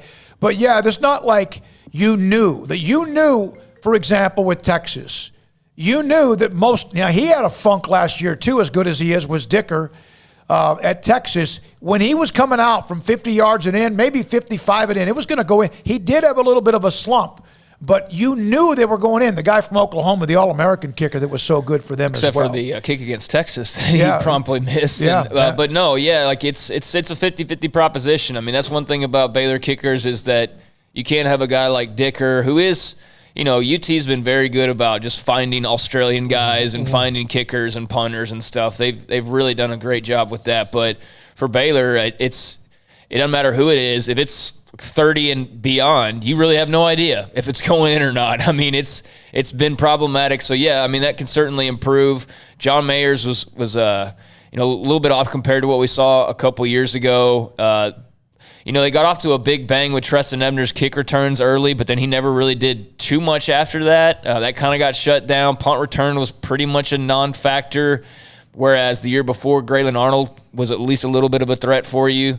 I agree. Special teams could definitely improve in a lot of ways, but just for me personally, it probably wouldn't be my top 3. Yeah, and look, they got different because Art Briles, they were so good that he could get away with not giving any kind of a mountain of a crap about special teams. He really didn't. Returning kicks, he fair catch it. Hopefully the kick goes out of the end zone. Yeah, Levi Norwood returned a punt for a touchdown once, and they might have had one. Like Corey Coleman had a kickoff return once, but for the most part, when it came to like special teams, Art it wasn't really a big deal to him. And they had their kicking issues, and then Matt Rule came in, and you saw that like the increased emphasis on it, and. I think this year might have been just a thing of, some of those guys that were so good on special teams were gone, and they don't have the new guys to step up into those roles yet. Well, and if they didn't have time to practice the offense hardly, how do they have time to practice special teams? Yeah. Because that's definitely not at the forefront of what you have limited time-wise. It's not at the forefront of what you're doing. That's something that a lot of teams would be like, oh, yeah, then we got some special teams in, or if even that. Teams work on it, but it's not necessarily a priority. But that is how Rule was able to flip some games. He found that hidden yardage. He found the little play here and there throughout a course of a game that may not seem like a big moment at the time that ends up being a big moment when you add it up together with other moments. So, you can find yourself some wins through some good special teams play. So, I'm sure that will be, something that does look a bit different with them having the time to actually work on it this year. Yeah, Gunny, in fact, just went on there and mentioned that kickers need consistent practice for muscle memory. Last year had so many stops. Mayer got out of whack. Yeah, that's fair. The whole team looked out of whack most of the time. So, that extended everywhere. But, for me, the quarterback battle is number one. That's the most interesting thing. Who's going to be the quarterback? And then beyond that, what were some of the other options you had? Offensive line improvement. Offensive line. And by that, I don't care if I see guys being able to have some kind of fancy scheme pulling and all that. I want to see them be able to get on somebody and move them backwards. I don't care if it's a yard, which is, again, that's a pretty good push. Rarely did you ever see a push. And I want to see on 3rd and 2, I don't want to see the running back getting hit in the backfield every single time. The pass protection, of course, was an issue. Now with the younger and maybe much more mobile at times, depending on who we're talking about, that might help. But we saw the first time Jake Azino went back to pass against Oklahoma State, boom, sacked in half a second. Part of the problem with pass protection wasn't just physicality. It was mental mistakes that would happen where you'd watch guys just step the complete wrong way, and then if there's a 4-man pass rush, 3 guys are blocked perfectly, and then there's one guy who was running untouched, hell-bent for leather right up Charlie Brewer's and so what are you going to do? And if you're Charlie Brewer. And that was some of the things that happened last year in the offensive line as well, just the miscommunications and Xavier Newman was supposed to be an anchor of the offensive line. He was supposed to be the center, and then he wasn't the center and he was a guard, and then he was a center and not a guard, and he moved around so much. You'd watch him sometimes, and I even asked him this question at a press conference, are you stepping one way because you kind of have those, you think it's, you're at guard and you're at center because it happens? And he said no, but that's what it looked like to me, where he would step and then the guy would fill the gap that he would have been if he was the center, but he's the guard. It's open. All right, I'm working on I know this is a Hail Mary. I'm working on trying to get Paul Mills and Oral Roberts. I'm sure he's going to be on every national network possible. We're about to try to get a hold of Scott Slarks as well. And then if not, we're going to get Sam Patterson. Oh, that's great. So you guys want to break here? I know it's early in the hour. Yeah, we've already taken once. Yeah, let's go ahead. Let's go. Let me break. I'll do Petty. Break, come back. Let me try to do a little magic for us as well. Tim Maloney might be available, but we want to hear from you. This is your chance as well. What are your thoughts? Baylor advances against Hartford. Baylor football starts spring drills on Monday. Give us your priorities of what you need to see or interested in seeing throughout what they have until they have the spring game at the end of April. 254-339-1122, Baylor 79-55. Oop, I just went to the screen to see the updates of other scores.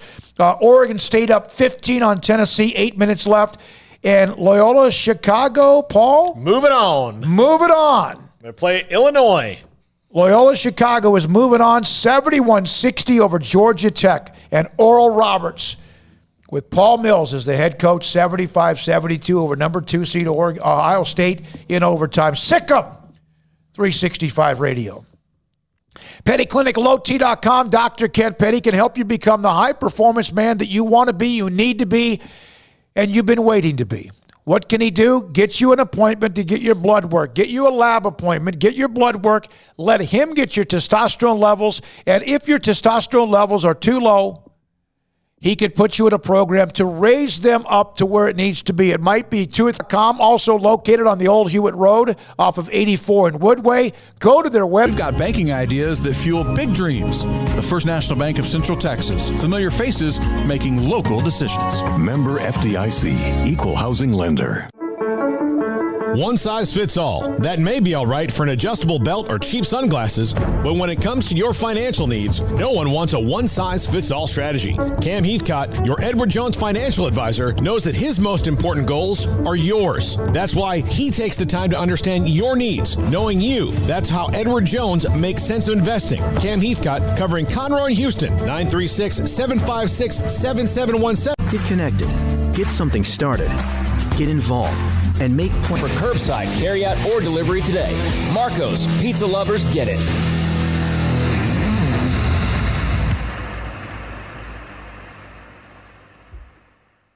With so many companies and policies out there, it gets so confusing shopping for insurance, and I never know if I'm getting the policy that's right for me. Luckily, I met the team at the Niche Group Insurance Agency. With the Niche Group, you can go to one company and get access to coverage options from many insurance carriers, and you get to speak to a real person about your specific coverage needs. With the Niche Group, I know I'm getting the right coverage at the right price. If you need insurance, talk to the experts at the Niche Group at 1-800-258-8302.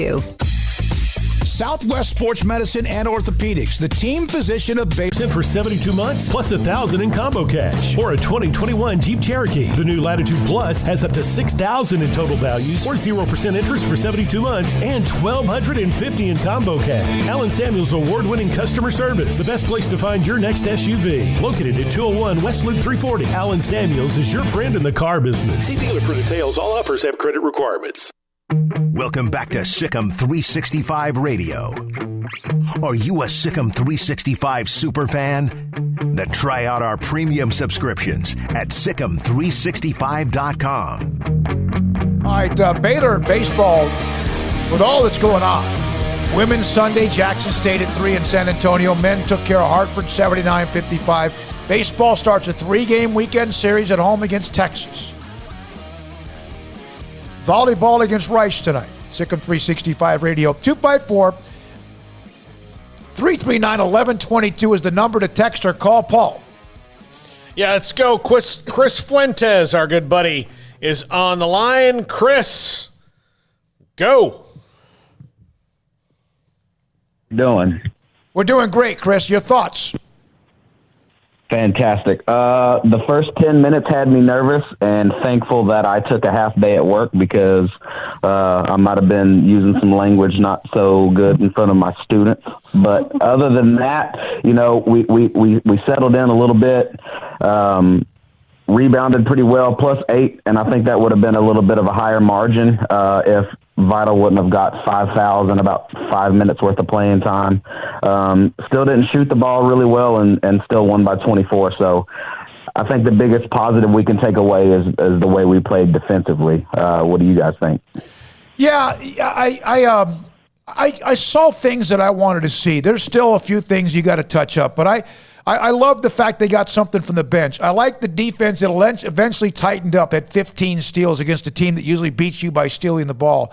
Flagler, right? How about that, Chris? It was nice to see him hit a couple of shots and even take a couple early on.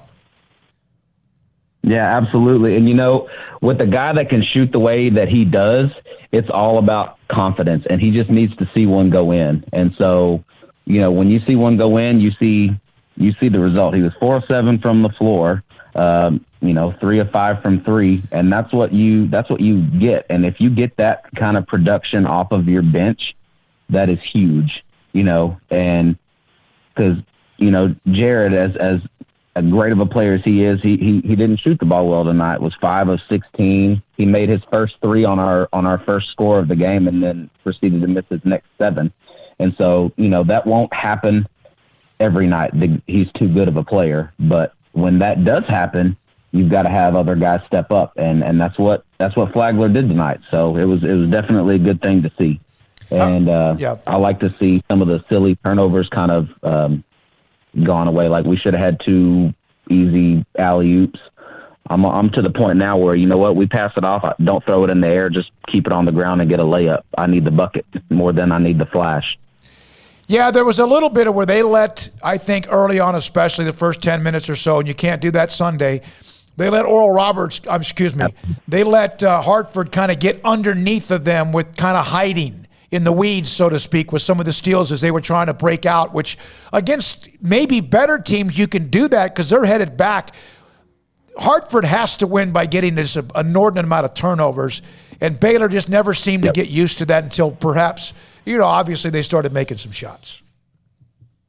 Yep, and I do think we're going to need some a little bit more production out of our bigs, especially if it's North Carolina in the second round, because they have a ton of bigs that they're going to throw at us, and we're going to need our fouls to count.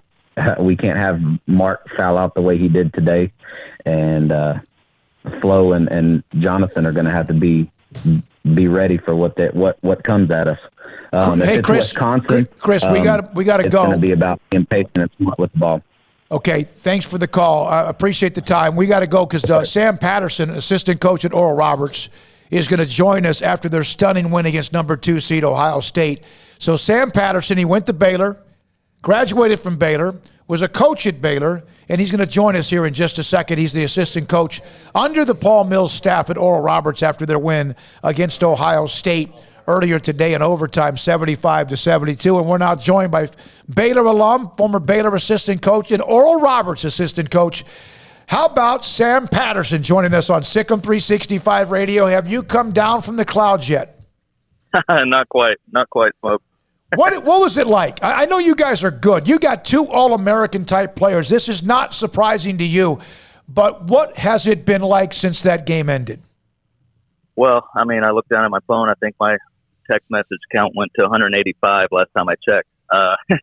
But just proud of our guys, proud of the hard work that they put in all year. And, you know, we told our guys before the game, the only ones who are going to be surprised are the ones outside of this locker room. And we went in there with the belief, and I thought we had a great game plan. And we executed the game plan really well. So proud of our guys.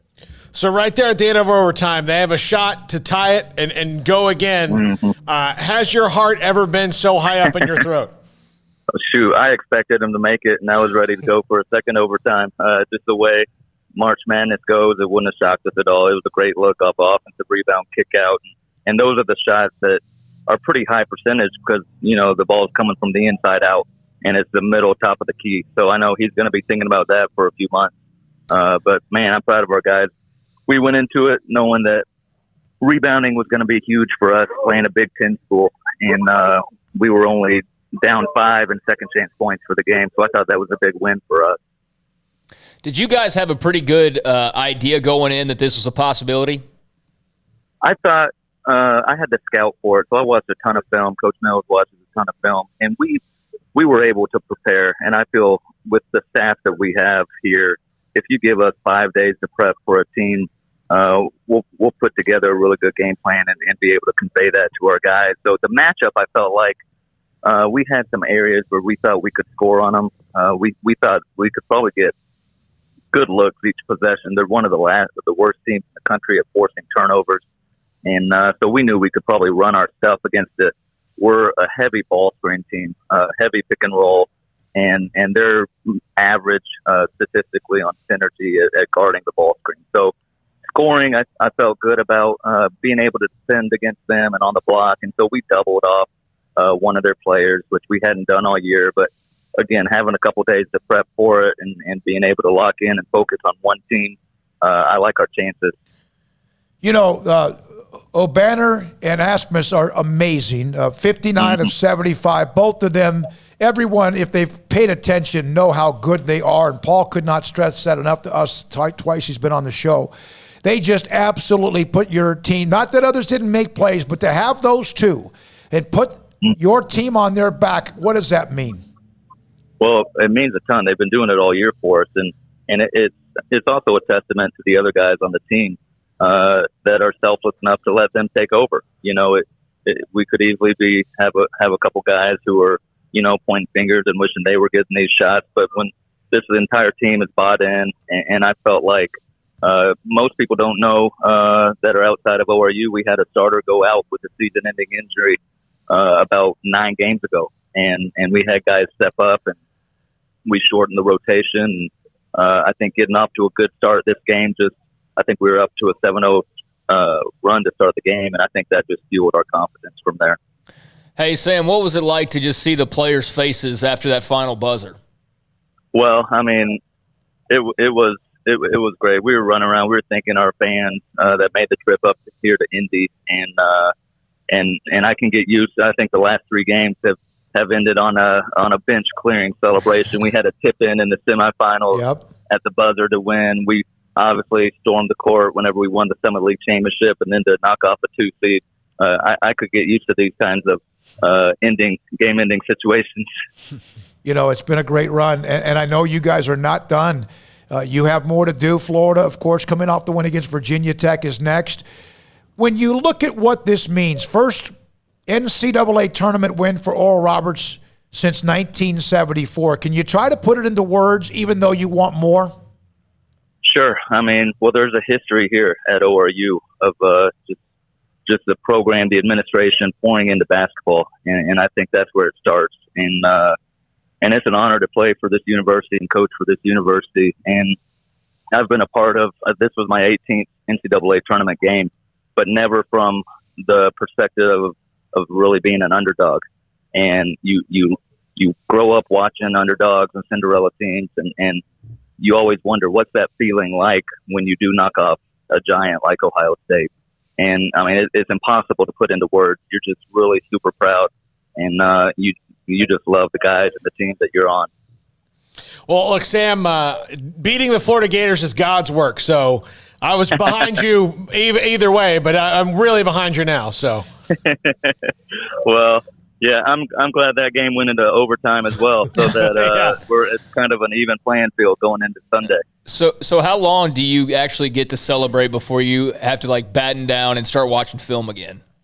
Well, we're staying in downtown Indy, and so it's about an hour and a half drive from West Lafayette, where we played at Purdue, to Indianapolis. So my guess is about an hour and a half, and then Coach Solo has a scout for Florida, and we'll probably show personnel tonight, and then just turn our focus to the Gators.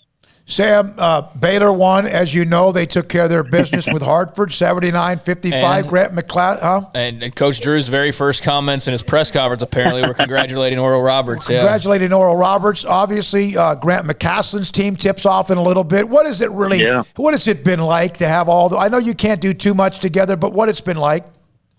Well, it's such an interesting feel here in the bubble because it is kind of like a Final Four feel at the convention when you're walking down the hallways and you're seeing familiar faces and seeing, famous head coaches and staffs and family. And it is a unique situation here. And Coach Tang called right after the game and said that apparently they put our game on the big screen towards the end of their game. And he said he was trying to get Coach Drew to pay attention to the Hartford game and not keep looking up at our game on the big screen. So, Coach Mack, he's family, and Coach Drew and Coach Driscoll and just the Baylor coaching tree.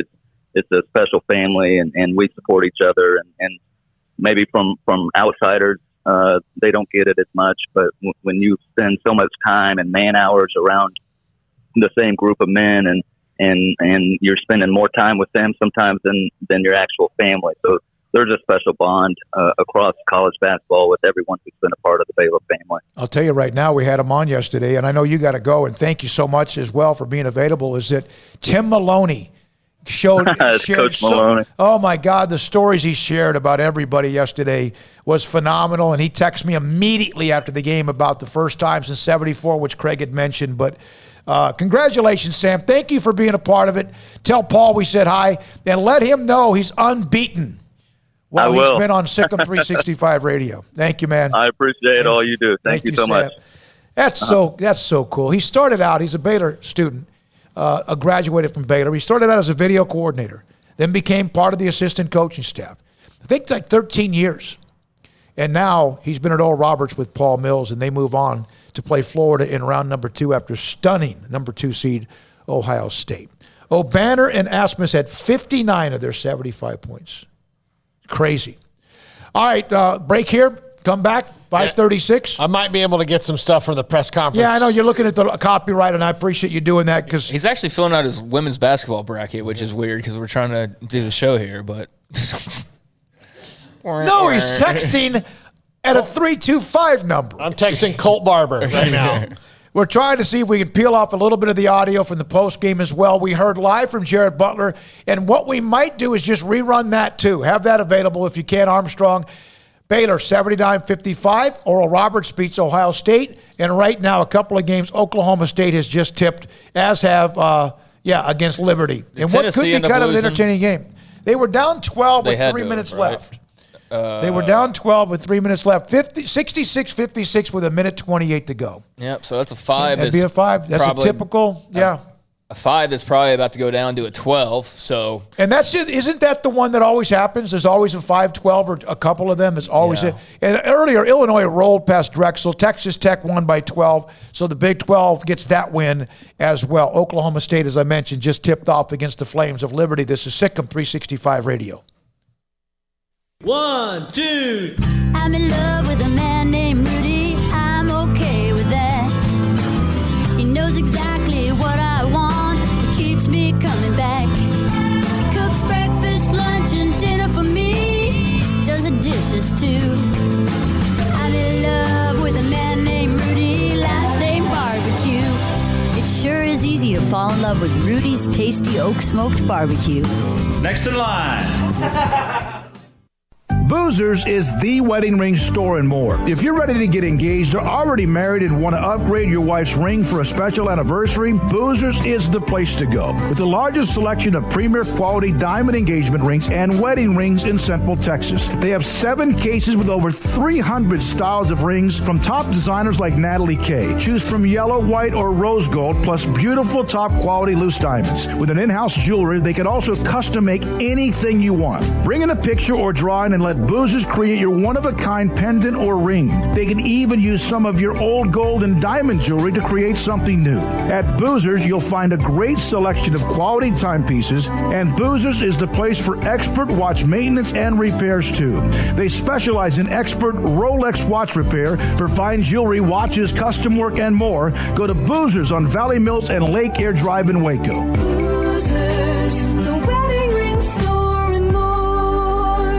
Payments for qualified buyer were $4,000, 3.9% DTL, extra CD for details. The 22-year anniversary sales event is going on now at Richard Carr. Make your refund or stimulus even bigger when you add savings like a 2019 Buick Encore for only $169 a month, a 2018 GMC Train for only $208 a month, a 2018 GMC Sierra for only $374 a month. 100% credit approval is always our goal. Get here now and save during the anniversary sales event going on now at Richard Carr. At Richard Carr, we give you more.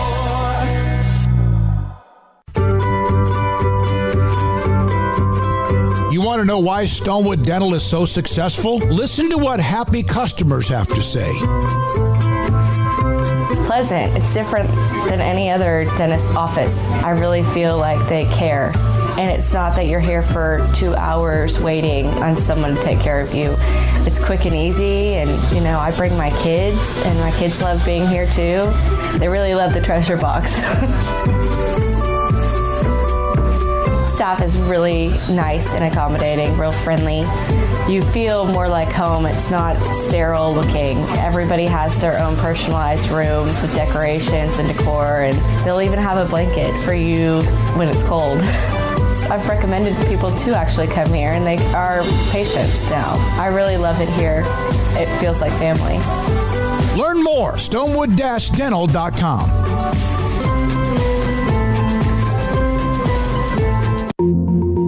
Learning to navigate life in the COVID-19 world has been a struggle, and where and how to get tested has been one of the biggest challenges. Impact Health Labs has your answer. If you need mass testing for your office, church, dormitory, or school, Impact Health Labs is who to call. They will come to you, conduct the testing at your location, and have the test back within 24 hours. Most major insurance accepted, meaning your out-of-pocket cost is low. So no more waiting by the phone for days to find out the results.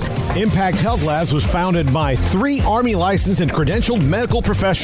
They believe in accuracy, efficiency, and doing the job right. Call 254-744-6233 to set up your group screening today. Impact Health Labs, on-site, prompt, and accurate, taking COVID-19 head-on. Again, that number is 254-744-6233 or online at impacthealthlabs.com. Welcome back to SicEm365 Radio. It's the 22nd year anniversary sales event going on now at Richard Carr. All right, we're back. This show, wrap it up here, but a lot to get to. We're going to have a couple of comments from the post game that Paul does his magic, his video and audio magic of post games. We'll have that in just a second. But if in fact you just now joined us, Baylor, after beating Hartford 79-55 to move on to the winner of tonight's game, Wisconsin, North Carolina, thanks to David K. Baylor All-American senior guard Jared Butler joined our show. All right, here we go. This 4 o'clock hour. Baylor has moved on to the round of 32 to face either Wisconsin or North Carolina, 79-55. And we're joined, and man, we do appreciate the access and the coverage. Jared Butler, Baylor senior All-American guard after the win against Hartford. Jared, can you kind of just explain just getting this win and moving on, and what does it mean? Yeah, thanks for having me. Appreciate y'all. It means a lot, it's just getting in the water. It's a little nerves, it's, all the pressure, all the hype of the NCAA tournament. This is where you want to be. And, it's just good to get that first win and get your feet wet. And I feel like now we're locked and loaded and, just ready to keep going and keep advancing. How much of the early part of the game was nerves? And probably on both sides a lot in a game like that. Yeah, it's not nerves. It's almost like this air that you ever been to a homecoming dance and the guys and girls want to stay on 2 different sides and somebody just needs to mingle. That's exactly what it feels like, But yeah, that's how it feels. Jared, how did it feel just to be in a tournament game, with all the talk about what occurred over the last year, to have the experience, to be going through it right now? How much does it mean to you guys? That means a lot, man. Just the chance to play, and then a bunch of guys coming back this year to win the national championship is two big things for Baylor. It just means a lot, and I'm just so thankful that they put this tournament on, and a chance for us to impact people by the way we play. So that's a good thing for us. Yeah, and because at this time there was none, and I know what you guys have been through and how it ended, and everyone knows that story as well. How much did you guys get down to basics, down and dirty, back to fundamentals? And I was told by Coach Jacobs that there was a little more of a confrontational, in a positive way, tone this week during practice. Oh yeah, I think what hindered us a lot was that we were playing teams that seen us 3 or 4 times already. They knew us very well. They knew our defense, and then come to the tournament, nobody knows us, and our defense is what is our staple, and it's what wins us games.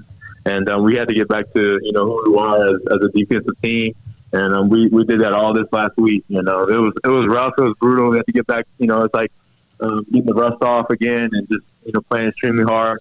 And hopefully our defense can catalyze us through the tournament. And I think our defense is what makes us so good. What's it like for you guys when you see a player that's going through something like Adam Flagler was to break out of that today and be back to his normal self? Oh, yeah, it's so huge. It's a great point you brought up because, we're going to need all 14 guys, and Adam is a guy that can light it up. And, like we say all the time, not all of us can be off at the same time. And we need everybody in order to, do the big thing that we want to do. And it's just great news, I mean, you guys ended up winning by 24, Jared, but what did you think of Hartford? Obviously a team with a lot of energy. I mean, you guys overwhelmed them eventually, but just your opinion on facing off with them. Yeah, I love the coach, high-energy guy. I think the coach is what drives them. And they got some nice, good players, some scrappy players that played hard. Shout out to them. They played well for making it to the tournament, and, it's just hats off to them. Jared, I know you got to move on, and now you get back to watch North Carolina, Wisconsin. What about you? Do you feel like you're getting close? I know the shooting right now, 5 of 16, 1 of 8 from the threes. Do you feel like you're really, really close to unloading?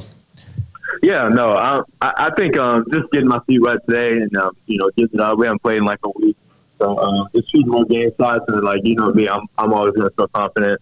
And I'm going to shoot it regardless. So, I don't think you have to worry about that. The final thing, your bench. Craig brought up Flagler. The bench, you need your bench. Jonathan was more active. Mayer was more active. Did you notice that? How much of a lift did that give you? Yeah, totally. It's a grind with all these games and playing back to back. And, our team is so good because we have so much depth. And we got guys that can light it up and guys that can be starters on other Division I teams easily. And, that's why we're going to be so good in the tournament. And it's going to be vital for them to play well and play huge minutes. Get some rest. Thank you for your time. I got you. Congratulations, Jared. Appreciate that. I got you. Don't have to tell him. No kidding. You don't have to tell him. Yeah, look, we're sitting behind a set in a studio, and I'm telling you to get some rest. Hey, seriously, we appreciate we've had you on a bunch. You've been fantastic. Continued luck. Thanks for your time. Yeah, appreciate y'all. See y'all. Jared Butler, All-American. Jared Butler with us, joined us today after the Baylor win against Hartford as they move on. A couple of notes still to go. But before we get to it, a couple of scores that have gone final. 12 seed Oregon State beat Tennessee and Rick Barnes 70-56. That's the final. We mentioned Loyola Chicago did advance, beating ACC's Georgia Tech 71-60. We had Sam Patterson, assistant coach at Oral Roberts. We've heard from Jared Butler. Here is Scott Drew, Paul's editing magic after the game on Mark Vidal, and a couple of more questions about Baylor's win today. Well, Mark is such a great defender. Normally when he goes out of the game, first and foremost, you worry about the loss of intensity and focus, and he covers up a lot of mistakes with his aggressiveness and toughness and his rebounding. And Matt really did a great job. When Maceo played there, he did a great job, and I thought the team really picked him up. He did a great job staying involved. And then second half, more of the same situation. So the good thing is he's rested for the next game. Always the optimist, Scott Drew.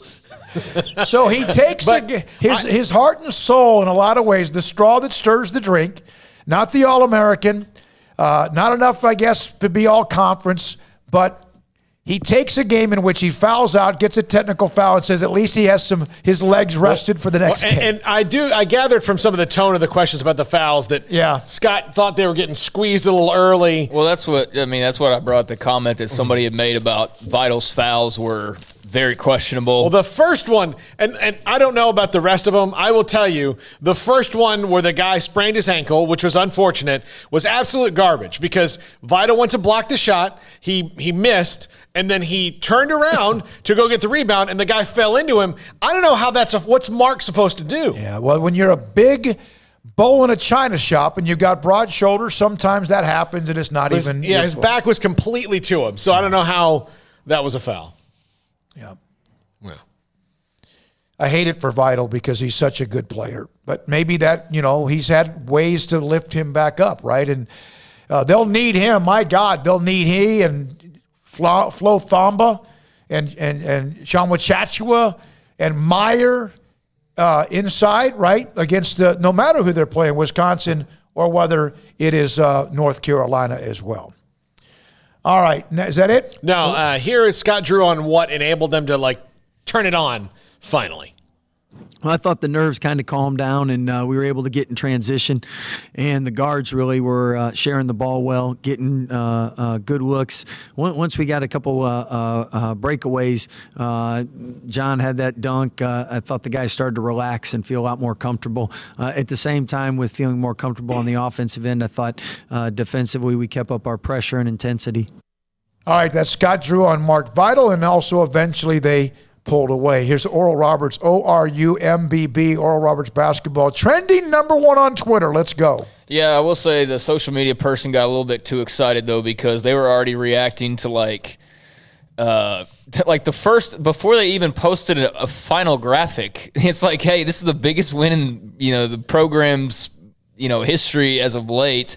And they didn't even have a final score posted up, but they were already asking to be verified on Twitter. And I'm like, just the stupidness of social media is you just won this huge game, and rather than put out, the graphic of the game you just won, you're worried about getting verified on Twitter. So, priorities, but I'm glad they're enjoying it. All right, so that's that. We'll have Paul's 5 at 5:55. Coach Maloney just tried to call back. I don't think we have time probably to get him on with all that's going on right now. Hey, Cole back in the studio the last couple of days.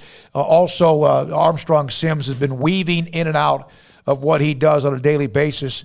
Other than the way he answered the phone when I called him this morning, it was. Did you say what, or did he go? It was. What did I say? I don't even remember. I'm kidding you. I'm always doing that with you. It's like Armstrong. What? When I called him at 10 for a favor for the show. What? One time I called him and he goes, yeah. Yeah, no, that might have been it. Sorry. And it was and I get it because he was in the middle of something. Yes, Mr. But Catalina? Yeah. Yeah. When I call him, he says, "This is Armstrong, go." Start talking. Armstrong, go. I didn't start doing that. I have a stack of a bunch of just stuff, random stuff. Did you know that Trevor Ariza has been traded 11 times? I'd lost track. I know he's been traded a lot, but most in NBA history. Most of the time when I hear an NBA trade, I think that Trevor Ariza is included in it. Yeah. Also, let's see here. I mentioned the Tom Izzo. I don't know. And I wonder about that. I would think that would probably be kind of cool, just that you get to see a lot of different places. But I'm sure that's got to be quite annoying to never really truly settle down anywhere and to always feel like you can't buy a house because you're probably going somewhere in about 3 months, that would be a downside to it. But hey, you've seen a lot of the country. But as an NBA player, there's certain things that some of those guys like to do. So maybe for Trevor Ariza, it's ideal. Yeah. Hey, baby, I just got traded. Sorry. I still think that would, I don't care if you're making millions or not, that would suck. Well, Sean Bradley news. Depending on where you're leaving and where you're going, it might be great. By the way, thank you for doing this right now. Richie Witt, what? Sean Bradley. Oh, okay. Richie Witt, who does a column, it's fantastic, and we've had him on the show, friend of our show. He had this in his notes that he released today. He announced that Sean Bradley, of course, was paralyzed, right, in that January 20th bicycle accident. But behind the scenes, according to Richie Witt, the 7'6" gentle giant is way ahead of your sympathy. A source close to Bradley tells me that while the initial news items reported paralysis, Sean has improved to the point at which he is paralyzed now from the waist down, having recently regained full use of his arms, planning to move back to North Texas, open a sports facility in Salina for disabled athletes, and also reached out to even Kyler Murray as a potential business sponsor or partner. So that's a really positive look on what was a very tragic story earlier this week with Sean Bradley. Yeah, I mean, that's good news, and still obviously very tragic that he doesn't have the use of his legs. But I mean, hey, you take what good news you can get, and the fact that he can, at least have use of his upper body for right now. Who knows how it might develop over time, but still, I would love to know the story behind who hit him and how you somehow hit a 7-foot-tall man on a bicycle that doesn't involve some medical condition. If it doesn't involve a medical condition, all it involves is just stupidity, and it's terrible. Richie had 2 other quick notes. The Rangers last year in 60 games used 58 different lineups. I can believe that. Why not? It seemed like it was a different one every single game, and I guess it was pretty much. All right. Saw a friend's iPhone on Wednesday night. The little red notification number attached to her emails had 29,154. This is a national scourge, and I am announcing my run for governor of Texas, and this is my top issue. Do people not realize, I mean, I guess not everybody's bothered by the notification sign or whatever, but you do realize that no matter how many are in there, you can click 2 buttons and clear it all. Mm-hmm. Select all.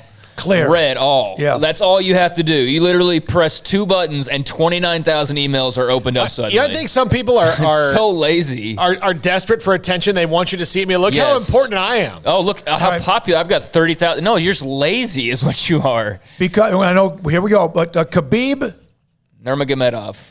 The champion, Dana White announcing that Khabib Nurmagomedov has retired. Michael Chandler and Charles Olivier, Oliveira, whatever, will fight for the title coming up sometime in middle of May. So, all right. Yeah, I mean, he announced his retirement after his last fight, but because it's fighting and because it's an athlete talking about retirement, so many guys have gone back on that I guess they've got to reassure everybody. But he lost his father last year to, I believe it was COVID-related, and that was like his world. So he doesn't have the spirit anymore, and he doesn't really have anything to prove either, so. Time for Paul at 5:55. This is Paul Catalina's Top 5 at 5:55. All right, in honor of Sean Bradley for our fun Friday today, top 5 super tall people. I know one of them. Number 5, Rick Smits, 7'4", played for the Pacers. Of this list is probably the best actual basketball player on the list. Most of these guys are basketball players. One of them is not. But yeah, probably the best overall basketball player on this list. Number 4, beloved around the NBA right now and one of the stars of John Wick 3, Boban Marjanovic. Marjanovic. Yeah. Boban got wailed on in a library by Keanu Reeves, and he's also, everybody who plays with Boban loves him. They think he's a great locker room guy. Is he with the Mavericks? Yeah. Okay. The Mavericks. That's what I thought. All right. Number 3, longtime Washington Bullet and Wizard and star of My Giant with Billy Crystal, George Murison. Yeah, he was definitely he was in that Sean Bradley category for me growing up of just super tall guys that people thought were all awkward and only in the NBA because of their height. But no, he was an interesting player to watch. He was so big and just uncoordinated because he's one of those guys that's just so big it's like hard to be smooth at anything. But yeah, he was an interesting guy. Yeah. Number 2, Manute Bol. Absolutely. I knew that had to be Manute Bol. Yeah, and Manute had a great personality. Was actually on a really random Saturday Night Live sketch one time about a cruise ship. Like, our ship has an all-you-can-eat buffet and Manute Bol and everything. And Manute Bol. And that was just the guest. The gang was Manute Bol. That was the gang. And number 1, the number 1 super tall guy, may he rest in peace, as Manute Bol as well, Andre the Giant. The man who made professional wrestling what it is today as far as the entertainment, was able to bring everything together. And not only that, One of the stars of the very fantastic movie Princess Bride. If you two young people have not seen The Princess Bride, I suggest you watch it. It's Who's in it? Wonderful. Billy Crystal's in it. Okay. Carrie Elway's Robin Wright. Okay. You wouldn't like it at all, but it's a great movie. Is it a chick flick? No. No, it's not a chick flick. Not a chick flick. It's fantastic. It's fantastic. Peter Falk, Fred Savage, Christopher Guest. All right, so the Oral Roberts and Oregon State parlay had a 445-1. It paid a parlay of 445-1, and somebody apparently had that. And that's not out of the question. A parlay. Can you do 2 games? You got to have both of them. Yeah, but can you do 2 games? I thought parlay was 3 games. But I don't know. Yeah, I don't know how all that works. I don't know if you can do 2-game parlays. I don't know how that works. But if you can, which I'm sure somebody out there knows full well, but if you can, then yeah, that's a pretty big win right there, obviously. From Cecil Hurd, who covers Alabama, Oral Roberts and the Beavers advance, and somewhere a headline writer's career will end in a blaze of glory. Yeah. Most likely, yes, most likely. But yeah, I mean, if somebody got it, or I guess somebody did get on that action, I mean, this is betting time. There's a lot of people who, that's their living, and there's no bigger time of year than March Madness. So I'd imagine we're going to see some other crazy little bets that were thrown out there. Yeah, this is from Jimmy Ott. I don't know how much about it. Just an Oral Roberts parlay paid 445-1.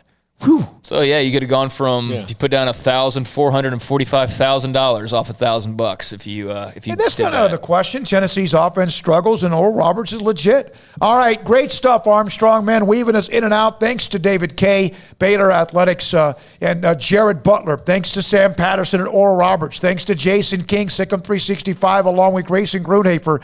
Thanks to Kyle Roberts for getting us Kim Mulkey as they open up Sunday at 3.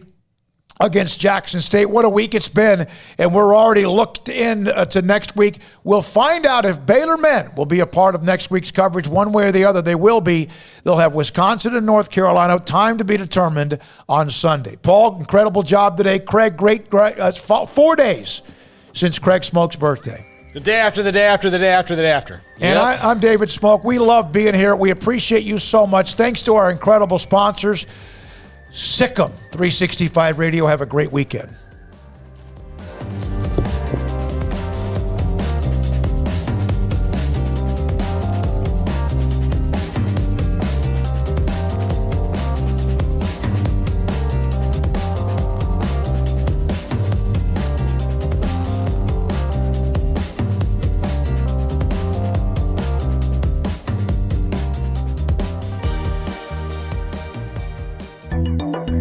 It takes time to reach goals. It's a truth that applies to more than sports. It goes for your financial goals as well. You work hard for your money, and you deserve an investment strategy that lines up with your game plan. And Tom Albers, your Edward Jones financial advisor, can help. If your financial investments aren't putting forth the effort you desire, stop by today for a financial review. Tom Albers, 4301 Lakeshore Drive, 254-776-7605. Edward Jones, member SIPC.